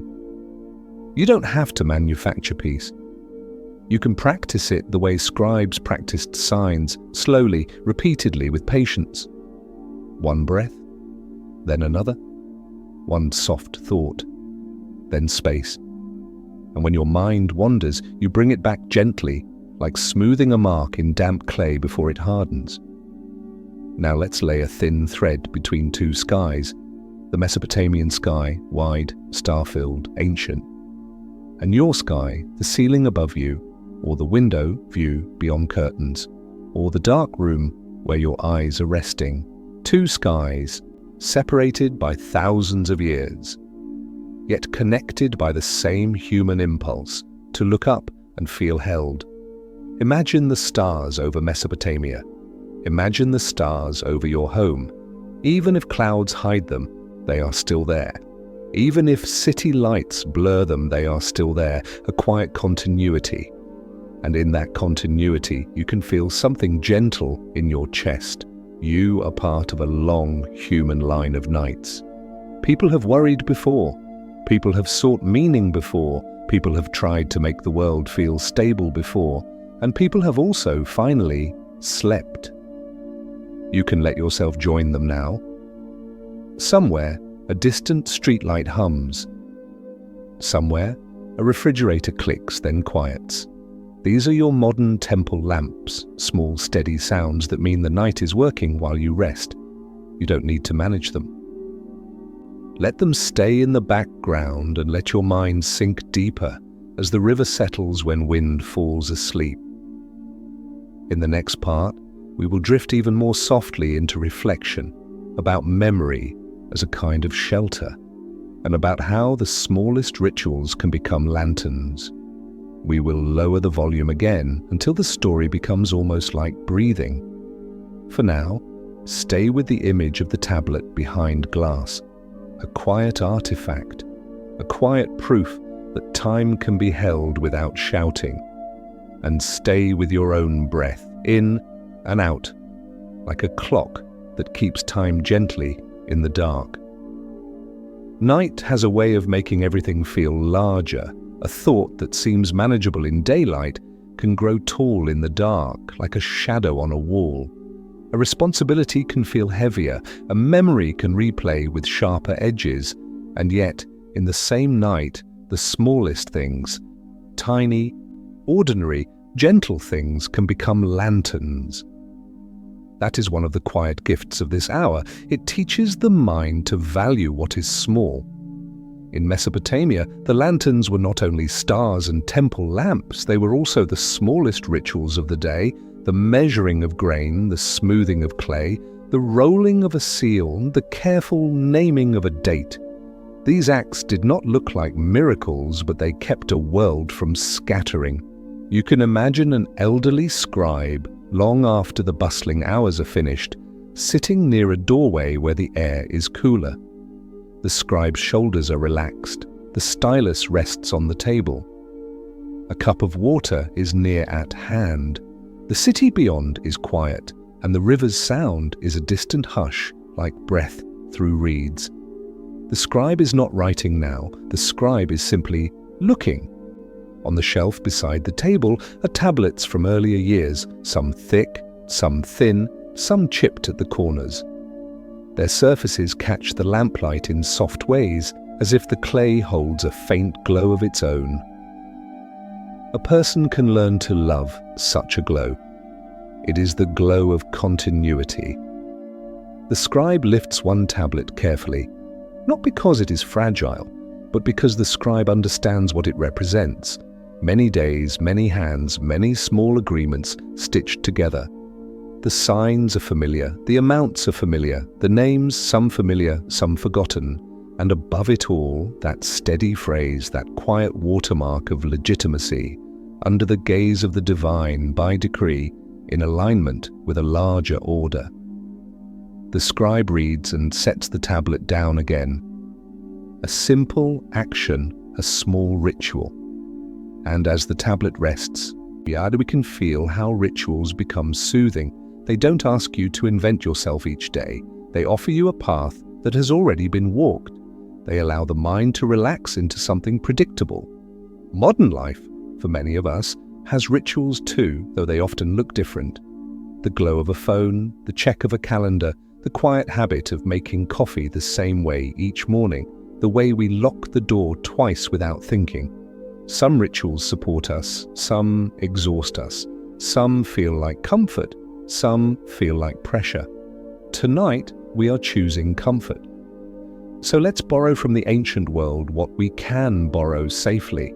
The idea that calm can be built from small repeats. Imagine again the temple storehouse at dusk. The last baskets have been recorded, the jars have been sealed, the storeroom door is closed with a wooden bar. The courtyard outside is cooling. A thin wind moves dust along the ground, and the dust drifts without purpose, the way thoughts drift when they begin to soften.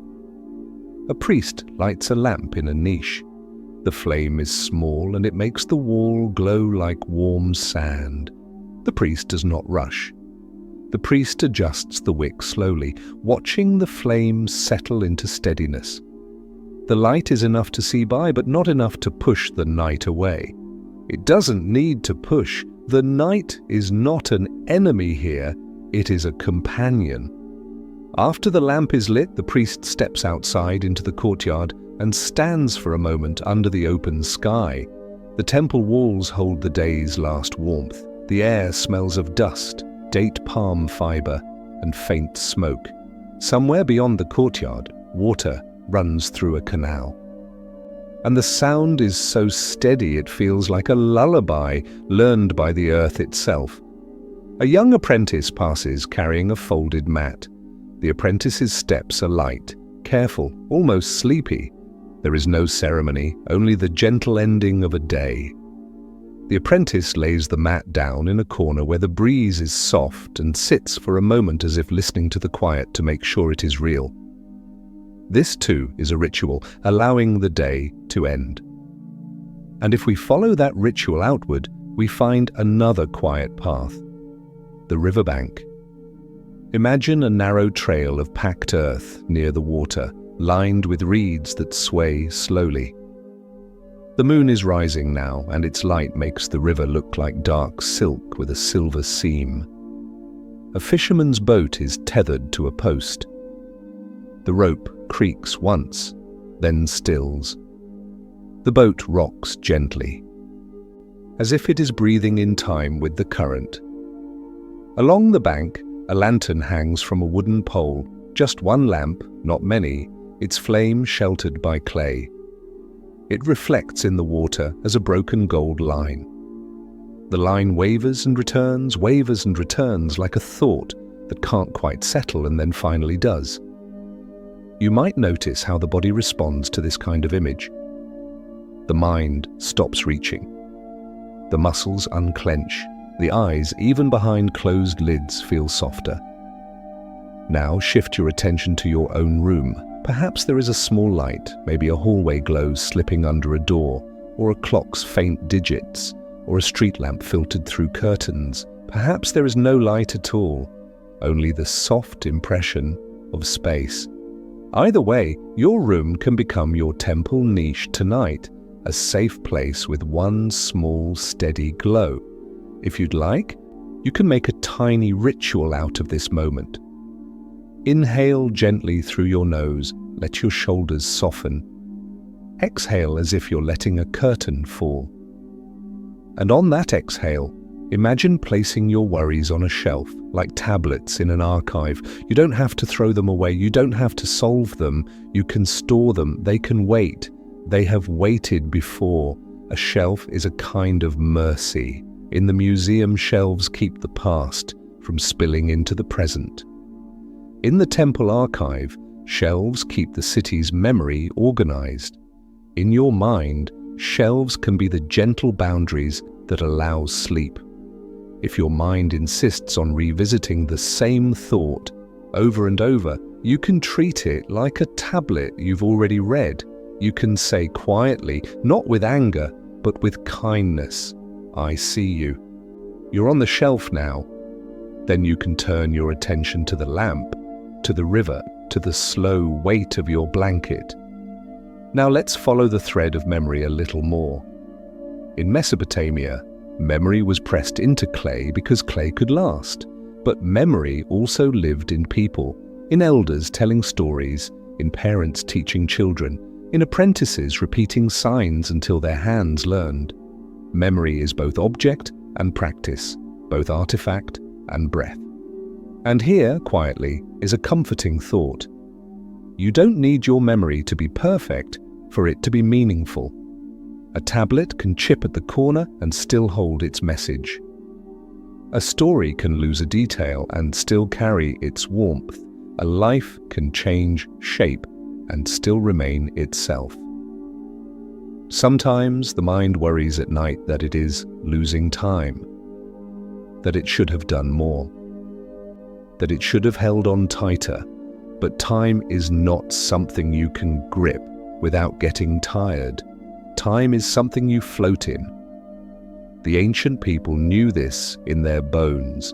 Seasons return, floods come and go, dynasties change. The river keeps moving anyway. If you have ever worried that you are forgetting something, names, dates, moments, let that worry soften. Forgetting is also part of being human. The point is not to hold everything. The point is to hold what helps you heal. The ancient scribes held what helped their cities continue. Tonight, you can hold what helps you rest. Now imagine the soundscape of the ancient night once more. A lamp flame softens the air. A distant river hushes, a reed bed whispers, a dog sighs, a door closes gently. A footstep fades, and between those sounds, there is space. That space is where sleep likes to arrive. If you want a soft question, not one that demands an answer, only one that can float, here it is. What is one small ritual that has helped you feel safe before? It might be a cup of tea, a certain blanket, a familiar song, a quiet walk, a phrase someone once said to you, gentle and true. You don't have to name it aloud. You can just let it exist in your chest like a warm ember. Now, as we continue our story, notice how the system we began with, the ticking clock, has become less intimidating. It is no longer a faceless machine. It is a collection of small practices repeated by ordinary people. It is a human-made pattern, and patterns can be softened. In Mesopotamia, when divine presence became procedure, it might have felt impersonal at times, but it also created stability. The same stability can exist in your own life when you choose calming procedures, bedtime rituals, gentle breathing, a soft story. A story is, in a way, a procedure for the mind. It gives you a path to follow when your thoughts would otherwise wander into sharp places. It guides you down a corridor lined with lanterns until the corridor becomes a dream. So let the corridor continue. In the next part, we will return to the museum again and to the sensation of standing before an artifact that has outlived its makers. We will let that sensation bloom into one last gentle reflection. Gratitude for time, for quiet endurance, for the way small hands shape long history. For now, stay with the image of the lamp in the niche. The flame does not argue with darkness. It simply glows, and your mind does not need to argue with the day. It can simply rest. Outside, the world can keep turning. Streetlights can keep glowing. The river can keep moving in its ancient bed. You can drift under your own sky, eyelids heavy, breath slow, as if the night is rocking you toward gentle sleep. Some nights feel like they have their own color, not the bright, obvious colors of day, but the quiet ones, deep navy, soft charcoal, the faint silver of streetlight filtered through curtains. Tonight's story has been living in those colors, moving slowly from temple lamp to river reflection, from rooftop stars to a glass case in a museum. So let's return there again, gently. The museum is closed. The city outside is quieter now. Even the busiest streets have softened, the way a mind softens when it finally decides it is safe. A security light hums somewhere in a hallway. A clock in a distant office keeps time with a patient, invisible hand. And in one gallery, a single display case glows. The glass is clean. The light inside is warm, more gold than white, chosen carefully so it won't harm the clay. It falls in a small pool on felt and dustless air, and in that pool sits the tablet. Small, brown, unassuming, you could walk past it quickly if you didn't know what it carries. You could mistake it for a fragment, a souvenir of a distant world, but if you slow down, if you let your breathing match the quiet of the room, you begin to sense the weight of it, not as heaviness, but as time. Imagine standing before it. Your shoulders are relaxed, your hands are in your pockets, or resting gently at your sides. Your footsteps are soft on the museum floor. There is no hurry, no crowd behind you, no pressure to get it, just you and the artifact and the long calm between you. On the plaque beside the tablet, there are a few lines, a city, a date range, a language name, perhaps a translation in modern letters. A short description, administrative record, legal text, temple account. The words are efficient the way museum labels often are, meant to inform without overwhelming. But the tablet is not only information, it is proof of a human habit, the habit of making the invisible visible and then repeating it until it becomes normal. The ancient scribe who pressed these marks did not know your name. The scribe did not imagine your room, your century, your worries. Yet the scribe's hand left a trail that reaches you anyway, as if time itself loves to connect strangers. This is one of the gentlest comforts history can offer. You are never the first person to feel uncertain. You are never the first person to seek an anchor. You are never the first person to need a soft place to rest. In Mesopotamia, they made anchors from clay. They made systems from lists and seals, from procedures and prayers, from calendar rhythms and ritual repetition.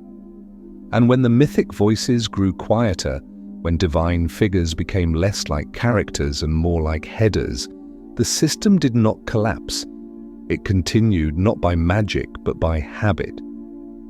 Standing here in the museum, you can almost feel how that happened, because even the museum itself is a system.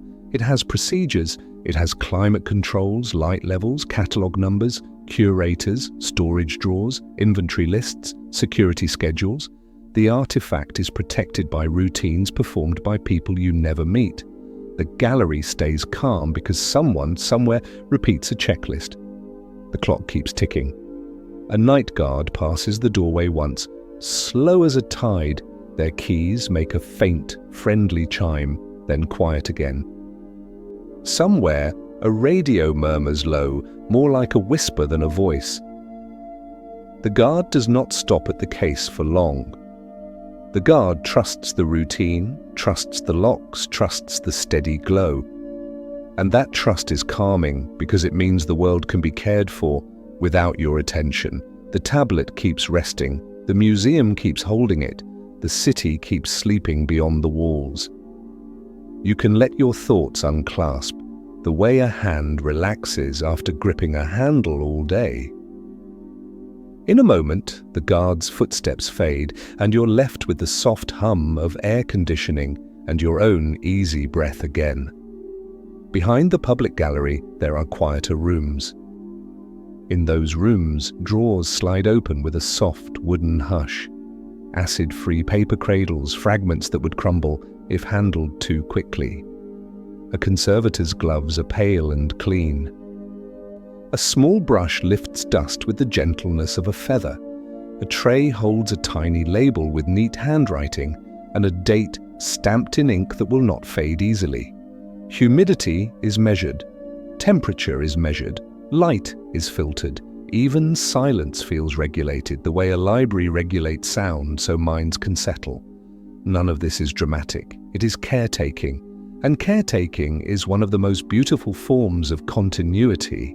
A promise, repeated quietly, that something will be kept safe.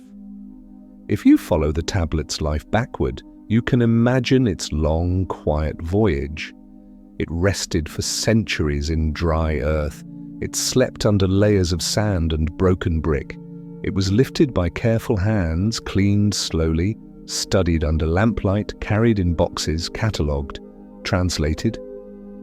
A scholar leaned close and listened to the marks, as if listening to a faraway voice through a wall. Then another scholar checked the reading, then another. And gradually, the silent wedges became words again. There is something tender in that too. Strangers cooperating across time, not to argue, but to understand. And this is the mirror the past holds up to the present. So much of our world continues through quiet repetition. Not through drama, not through loud declarations, but through small actions that become reliable. If you're listening tonight and thinking of your own life, your own routines, your own systems, you might notice that some of them have been running on autopilot. Some were built by you intentionally, others were inherited. Some are comforting, like brushing your teeth, locking your door, turning down the lights. Others can feel tiring, like checking messages too often, carrying expectations that don't belong to you, chasing a sense of enough. The museum doesn't ask you to fix any of that tonight. It simply invites you to see that systems are human-made and therefore they can be softened. Imagine leaning a little closer to the glass. The wedge marks on the tablet are small but confident. They were made by someone who practiced. Each sign has an angle, a rhythm, a muscle memory behind it. The marks look almost like tiny birds stepped across wet sand and then disappeared, leaving only the impressions. You might remember the sound we kept returning to: tap, pause, tap, pause. That sound is a lullaby of civilization, and if you let it be a lullaby, you can feel it in your breathing. Inhale, pause, exhale, pause. Now be quiet. Let's do something very gentle. Let's imagine two moments happening at once. In the first moment, the ancient scribe sits in lamplight, shaping clay, pressing signs, rolling a seal. Outside, the river moves. Inside, the record grows. In the second moment, you stand in the museum at midnight, safe, warm, watching the tablet behind glass. Outside, your city sleeps. Inside, your mind begins to slow. Two moments separated by millennia, connected by the same quiet intention to make sense, to create order, to feel held. And here is a soft reflection that can settle into your chest like warmth. A system is not always a cage. Sometimes it is a cradle. When the world feels uncertain, a cradle of routine can help the body relax. It can help the mind stop scanning for danger. It can turn chaos into sequence. But if a cradle becomes too rigid, it can begin to feel like a cage. And then the gentlest act is to loosen it, just a little, to remind yourself that you are allowed to rest, allowed to pause, allowed to be human. The ancient world had pauses too, festivals, evenings, rooftop conversations under stars, moments when the clay was set aside and the hands were washed and the body returned to sleep. So tonight, you are joining a very old practice, the practice of letting the day end. If you want a small, quiet interaction, something you can do without waking yourself up, try this. Think of one thing you did today that was simple and good. It can be tiny. A glass of water, a brief kindness, a task completed, a moment of patience. Let that one thing be your tablet for the night. Let it be the mark you press into memory. You don't have to store the whole day. You can store one gentle proof that you made it through, and if you feel like sharing later when you're more awake, you can leave a soft comment for yourself. I'm here. I made it. Here, no one rests alone. Now, let the museum scene fade again into the ancient night. The tablet in the case becomes a tablet on a shelf in a temple archive. The warm museum light becomes an oil lamp in a niche. The polished floor becomes cooled brick. The air becomes dust and river sweetness. A scribe sets down the stylus. The work is finished for tonight. And in that quiet ending, the story's discovery becomes less like an idea and more like a feeling. The feeling that meaning can linger without shouting, that presence can become background, that the loudest changes sometimes happen without ceremony. There is no farewell written in fire. There is only the steady ticking, the steady tapping, the steady return of breath. And as you listen, you can allow your own inner system to shift into its oldest procedure, sleep. Your eyelids can be heavy. Your thoughts can be fewer. Your body can sink into the bed the way a tablet sinks into sand, supported, held, safe. In the next part, we'll move even closer to the ending, into a final, soft reflection about time and gratitude, and then down into the quiet outro, where the story becomes a gentle bridge from Mesopotamia's sky to yours. For now, stay here in the museum after midnight, where history rests behind glass, where the past is calm, and where you can let the clock tick without watching it. The museum after midnight is still in your mind, like a soft glow behind the eyes. A glass case. A warm pool of light. A small clay tablet resting as if it has always known how to be still. And yet, beyond the museum walls, night continues in its ordinary ways. A traffic light changes colors in an empty intersection. A distant elevator hums. A refrigerator breathes in short, steady cycles. The world does not stop simply because you are tired. That is exactly why rest is such a gentle courage. To sleep is to trust that the world can keep moving without your supervision. To sleep is to place your worries on a shelf and let them wait. To sleep is to accept that the clock can tick in the dark and you can still be safe. Tonight, we are almost at the place where stories begin to fade into dreams. So we will lower the volume again. We will slow the sentences. We will let the images become softer, as if they are dissolving into mist. Imagine, one more time, the ancient riverbank. The Euphrates moves quietly under moonlight, dark and wide. The surface carries a broken ribbon of silver that shivers when a breeze passes. Reeds sway near the edges, brushing one another with a faint whisper. A small boat rests against its rope, rocking as if it is listening to the water's lullaby. On the bank, a single lamp hangs from a wooden post. Its flame is sheltered by clay. It does not fight the night, it simply glows. In the distance, the city is a low silhouette, mud brick shapes stacked like sleeping animals. A few lights flicker behind doorways. A rooftop holds a sleeping figure wrapped in cloth, turned toward the sky. Above everything, stars hang like quiet punctuation marks in an endless sentence.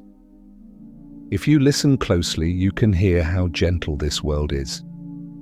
Not perfect, not free of hardship, but gentle in its rhythm, a place where the day ends and the night begins and people surrender to sleep because they must and because they can. Now imagine a scribe walking home. The scribe's work is finished. The reed stylus has been set down. The tablets have been placed on a shelf, labeled, stacked, waiting. The scribe steps through narrow streets that cool quickly after sunset. Walls hold warmth, but only a little now. The air smells of dust and dates and faint smoke. A dog lifts its head, then settles again. A courtyard gate creaks softly, then closes. Somewhere a child murmurs in sleep. The scribe is not thinking of the entire empire, not thinking of the sky's mysteries, not thinking of whether the gods are near or far. The scribe is thinking of home, of water, of a mat, of the simple relief of laying down. Before the scribe sleeps, there is a small gesture that feels almost ceremonial. At the doorway of a modest home, the scribe rinses hands in a shallow bowl. The water is cool, and it carries away a thin film of clay from the fingertips.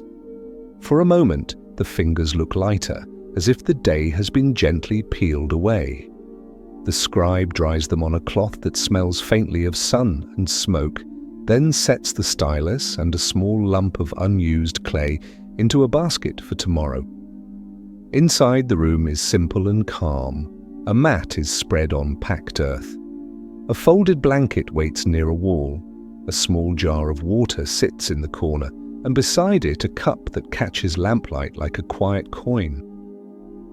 Somewhere in the dark, a family member breathes slowly in sleep, and that sound, steady, ordinary, makes the whole house feel safe. The scribe lies down without ceremony. No victory speech, no final accounting, just the soft surrender of muscles and the slow closing of eyes. Outside, the city's systems continue. Guards on walls, lamps in niches, water in canals, stars in their patient places. Inside, a human body does what it has always done when night arrives. If you're listening from a modern life filled with alarms and meetings and endless small demands, you might let this scene comfort you. The world has always had procedures, yet the world has also always had beds, mats, roofs, blankets, places where a person can stop being useful and simply be. Tonight, you are allowed to be that person, and if your mind insists on checking one more thing, let it be your breath. In, out, a quiet signature that says, for now, enough, softly. This is another quiet truth that can soothe you. Even in ancient times, people were tired. Even in ancient times, people carried worries. Even in ancient times, people needed the world to hold them for a while. The past is not only monuments and myths, the past is also a body asking for rest. And in that shared need, we meet the most human part of history, gratitude. Not the loud gratitude of speeches, but the quiet gratitude of survival. The kind that lives in routines, the kind that says softly, I made it through today. In Mesopotamia, gratitude could be ritual, a small offering placed before a shrine, a lamp lit in a niche, a handful of incense, a phrase spoken at dusk. But gratitude could also be invisible. A quiet nod at the river, a silent relief when the storehouse was full. A breath of thanks when a child's fever broke, a moment of stillness on a rooftop when stars appeared. You can borrow this kind of gratitude tonight, small, private, simple. If you'd like, choose one thing that carried you today. It might be something ordinary, a cup of water, a warm shower, a short message from someone who cares, a task you finished, a moment you paused instead of pushing. Hold it gently in your mind the way the museum holds its tablet, protected, safe, not rushed. Now widen the lens again to the long arc of our story. We began with a question about systems, the way they keep working even when their creators grow silent. We walked through temple courtyards and storerooms. We watched oil drift on water. We stood on rooftops under stars. We listened to the tap of stylus on clay. We noticed the subtle shift, divine presence becoming procedural, authority becoming background.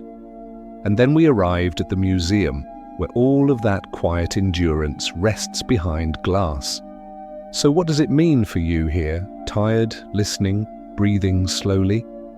It can mean this: some things last not because they shout, but because they repeat. Some forms of power do not need faces, they need habits. And some forms of peace do not need grand solutions, they need small practices. If modern life has felt like an endless procedure, forms, schedules, notifications, unspoken expectations, then you may feel a strange tenderness for the ancient world. Not because it was easier, but because its pace reminds you that humans can live by rhythm without being consumed by it. Tonight, you are allowed to choose a gentler rhythm.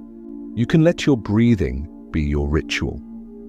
In and out, like the river's quiet movement, like the lamp's steady flame, like the stylus tapping, then resting. You can let your bed be your archive shelf. You can let your blanket be the museum's felt lining. You can let the darkness be the protective room around you. And if thoughts arrive, old worries, old conversations, tomorrow's tasks, you can greet them kindly and set them down, like tablets placed carefully on a shelf. They do not need to be destroyed, they only need to wait, because waiting is a kind of peace. Now imagine the story's final thread, the two skies, the Mesopotamian sky, deep and ancient, and your sky, quiet above your room. Picture the Mesopotamian stars again. They look sharp, bright, endless. Now picture the sky outside your home. Maybe it is cloudy. Maybe it is washed by city light. Maybe you can see only a few points, or maybe none at all. Still the sky is there, and the same planet turns beneath it, and the same human body breathes beneath it, and the same need for rest returns night after night, century after century. There is something comforting in belonging to that loop, not a trap, a cycle, a gentle wheel. If you like, imagine that the ancient watcher on the rooftop is looking at the same moon that might be above your city tonight. Not the same moment, of course, time is too wide for that, but the same moon in its endless returning. A reminder that some things come back. And because they come back, you do not have to panic. You can wait, you can sleep, you can trust the return. Now let's soften into a final, a slow reflection, one that does not ask your mind to work. Perhaps the most beautiful message hidden in all those tablets is not about gods or kings. Perhaps it is about ordinary endurance, people making meaning from days, people building order from uncertainty, people turning fear into routine, people turning questions into quiet practice.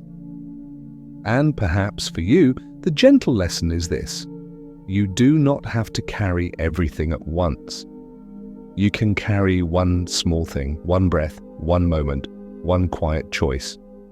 Tonight, that choice can be rest.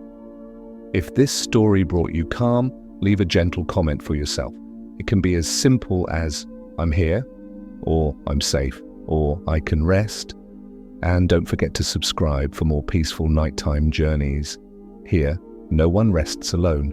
Every story from the past is a soft lantern in the dark, gently lighting our way tonight. Now let the lantern dim. Let the museum lights fade. Let the temple lamp become a warm dot in the distance. Let the river's silver seam blur into darkness. Let the stars soften into a haze behind your closed eyelids. Stay with your breath, in and out, slow and steady.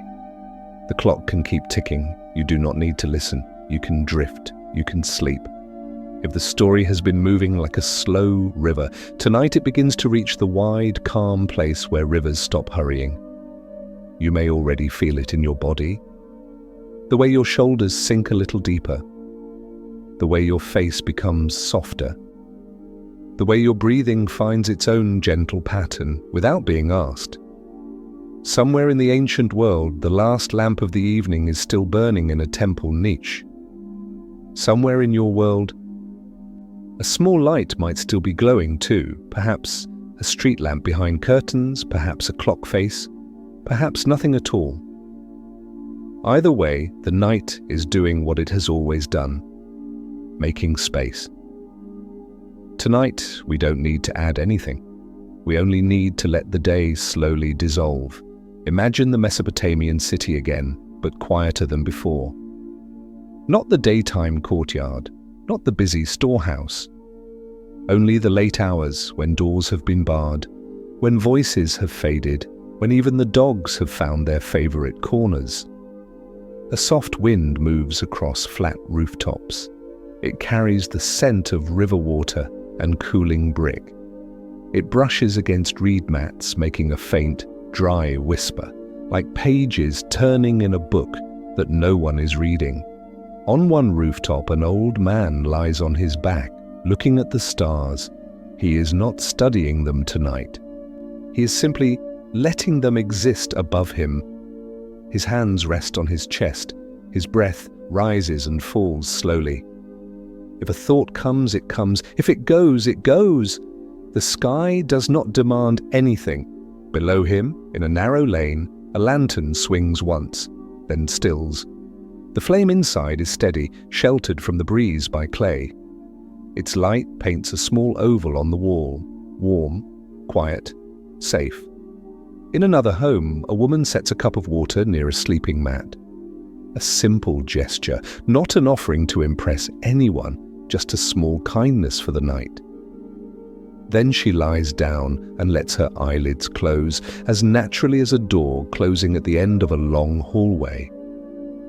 This is the part of history that rarely becomes a headline, the ordinary permission to rest, because even in the ancient world, there were systems, there were rules and rituals.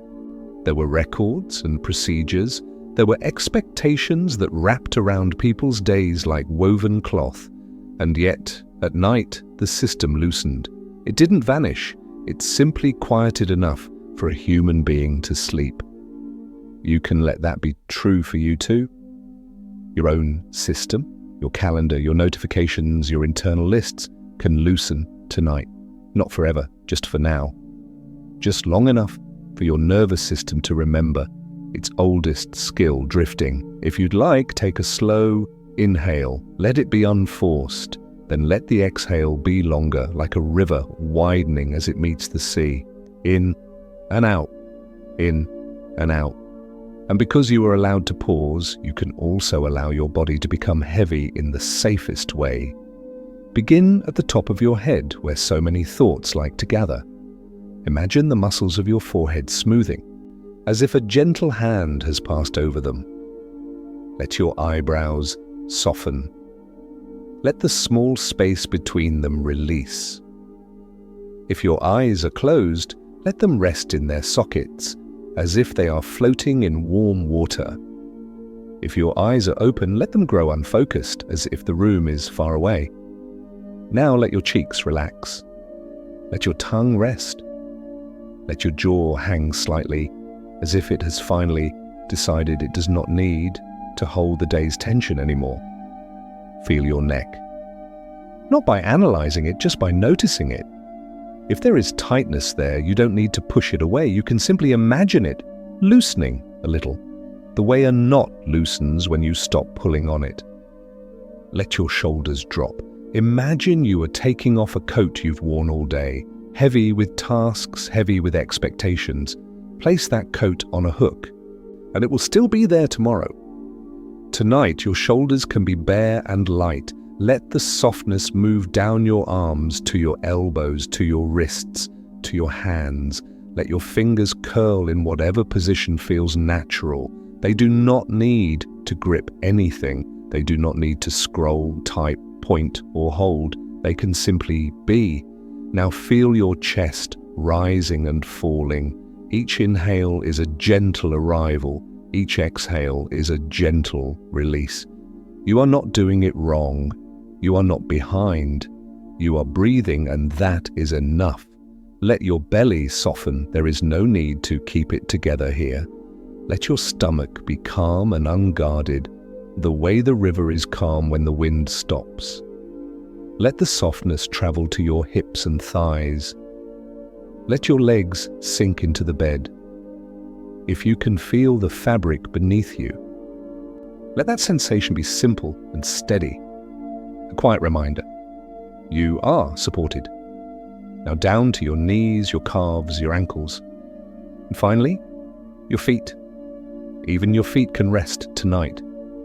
Even your toes can unclench. Nothing in you needs to be on duty. In the ancient temple, there were nights when the city itself seemed to relax like this.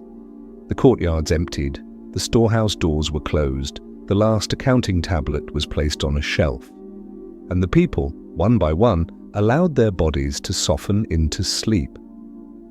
Now return to the museum in your imagination, but even more softly than before.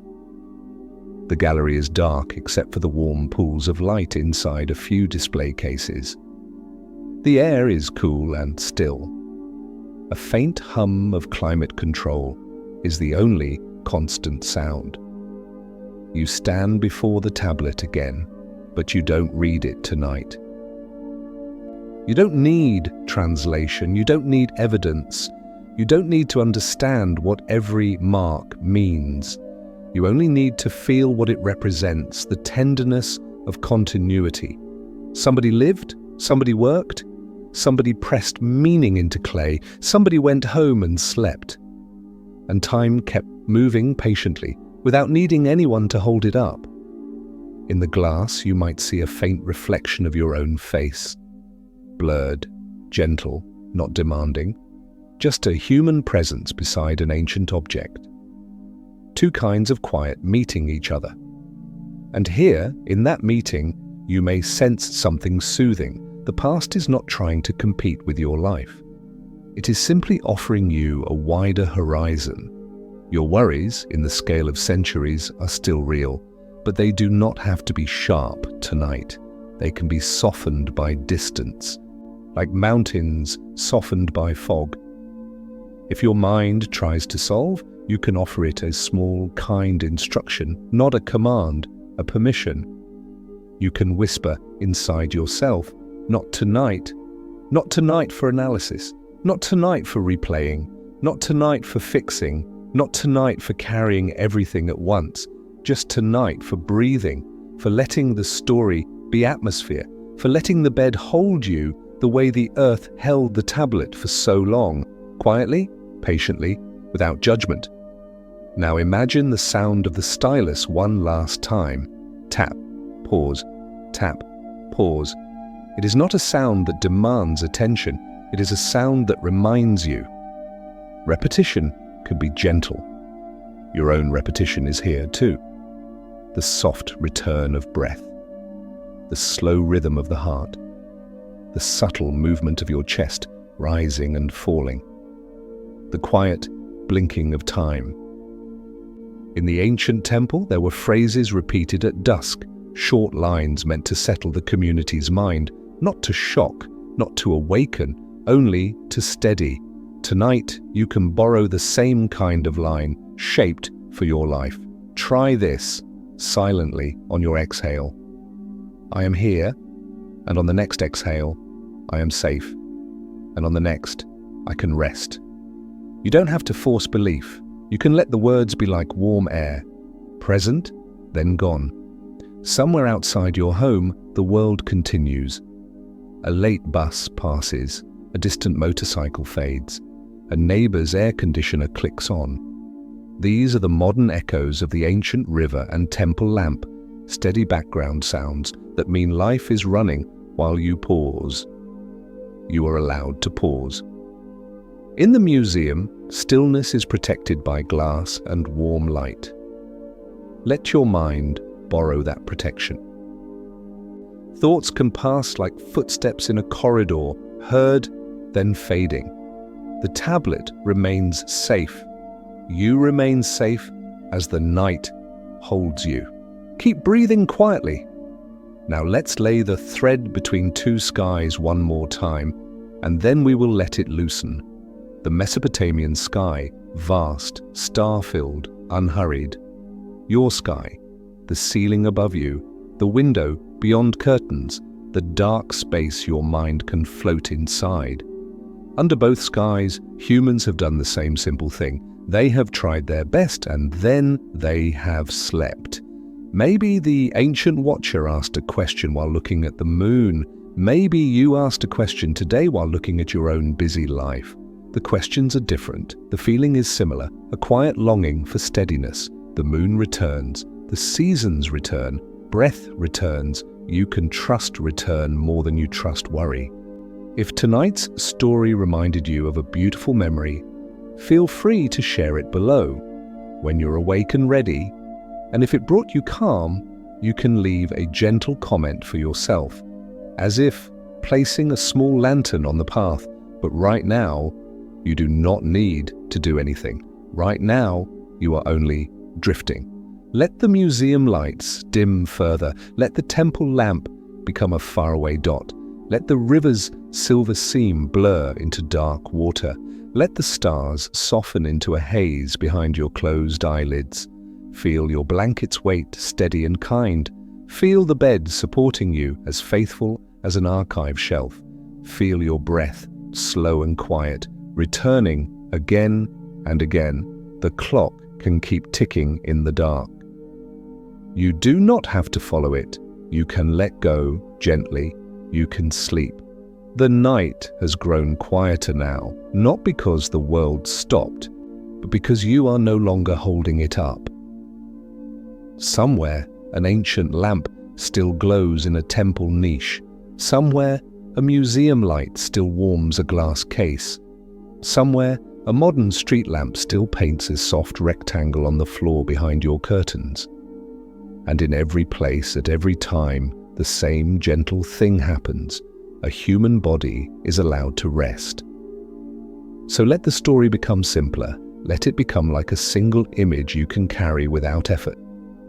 A small clay tablet, no larger than a hand, brown as earth after rain, covered in tiny wedge-shaped marks that look like quiet footprints.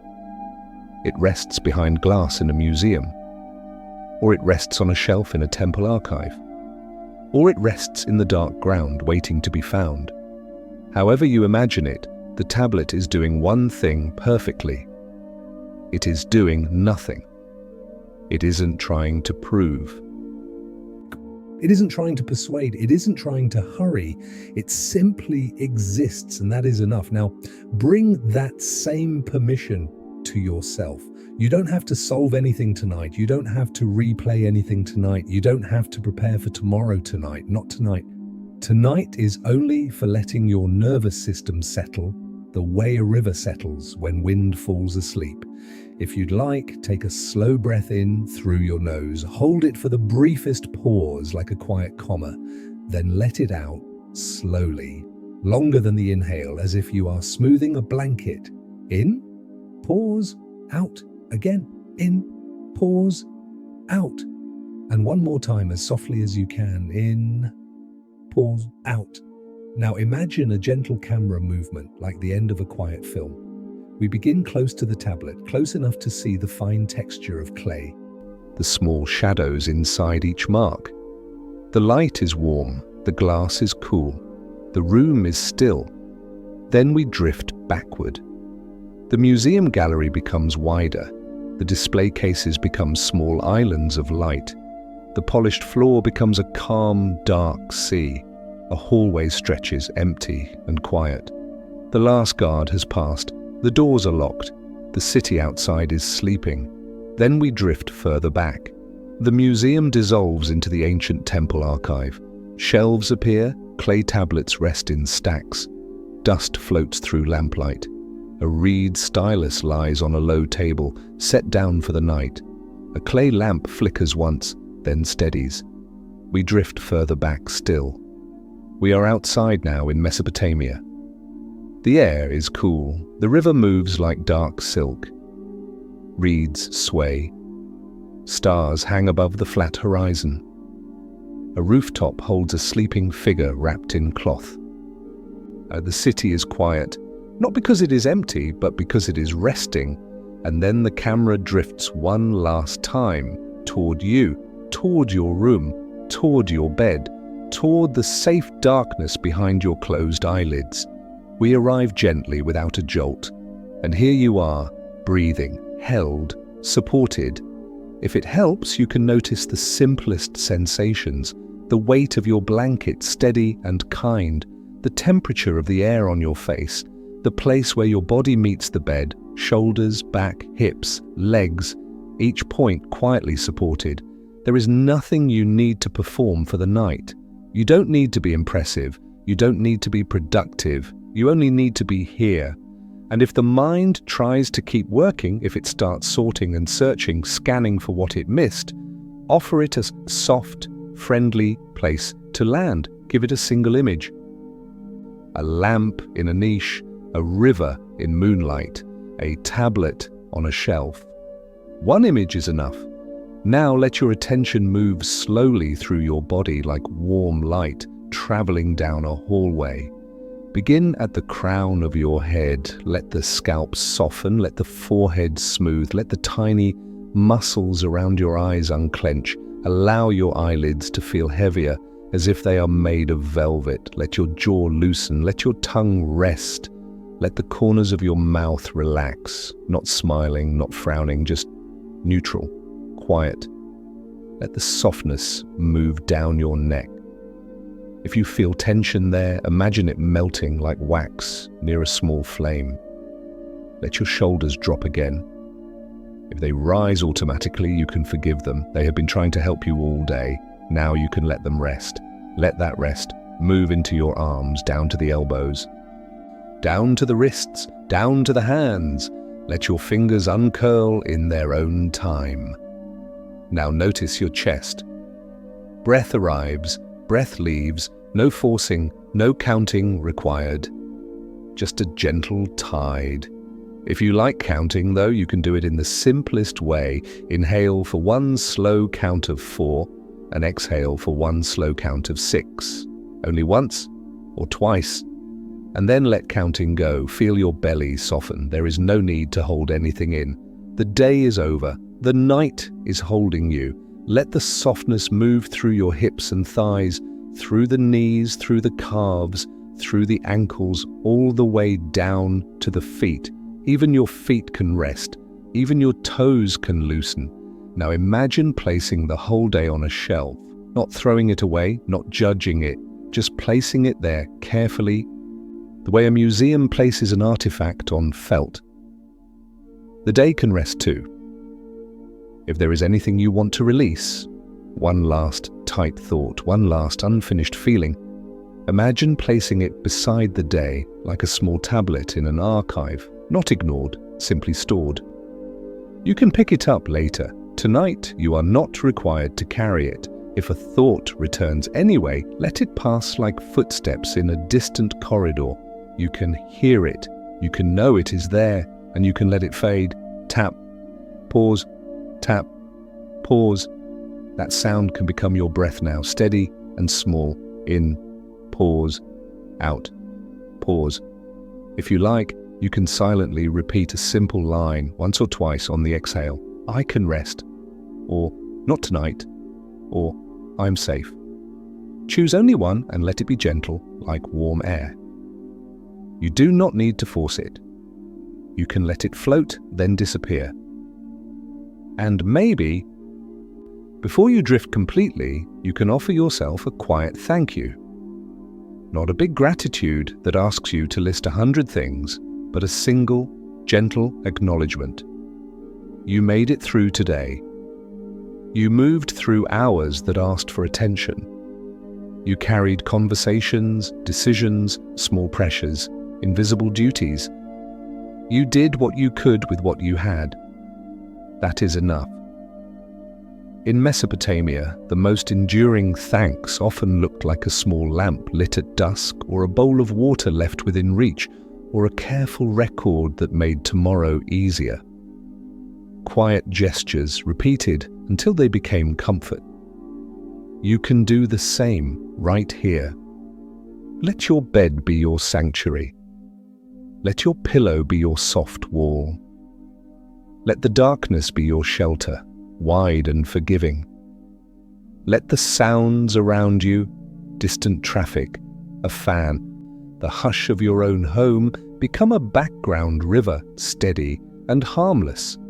If your mind still wants a final image, choose one that feels safe, a candle flame inside a clay lamp, steady behind glass, a ribbon of moonlight trembling on slow water, a small tablet resting on felt, its marks asleep. Hold the image for one breath, then let it go the way you let go of a stone into a calm lake. It sinks, the surface closes, and everything becomes quiet again. Nothing else to do, no answers required. Only the gentle lowering of the day until sleep arrives like a friend and stays beside you. Now return for a moment to the ancient city, only for the calm of it. Imagine a rooftop, a reed mat, a folded cloth, a cup of water placed near a sleeping place. In the distance, the river hushes. In the courtyard below, a lamp glows. Somewhere, a dog sighs. Somewhere, a door closes softly. Nothing asks anything of you. Now let's close the thread between the two skies. Imagine the ancient sky over Mesopotamia, deep indigo crowded with stars, the Milky Way like pale smoke.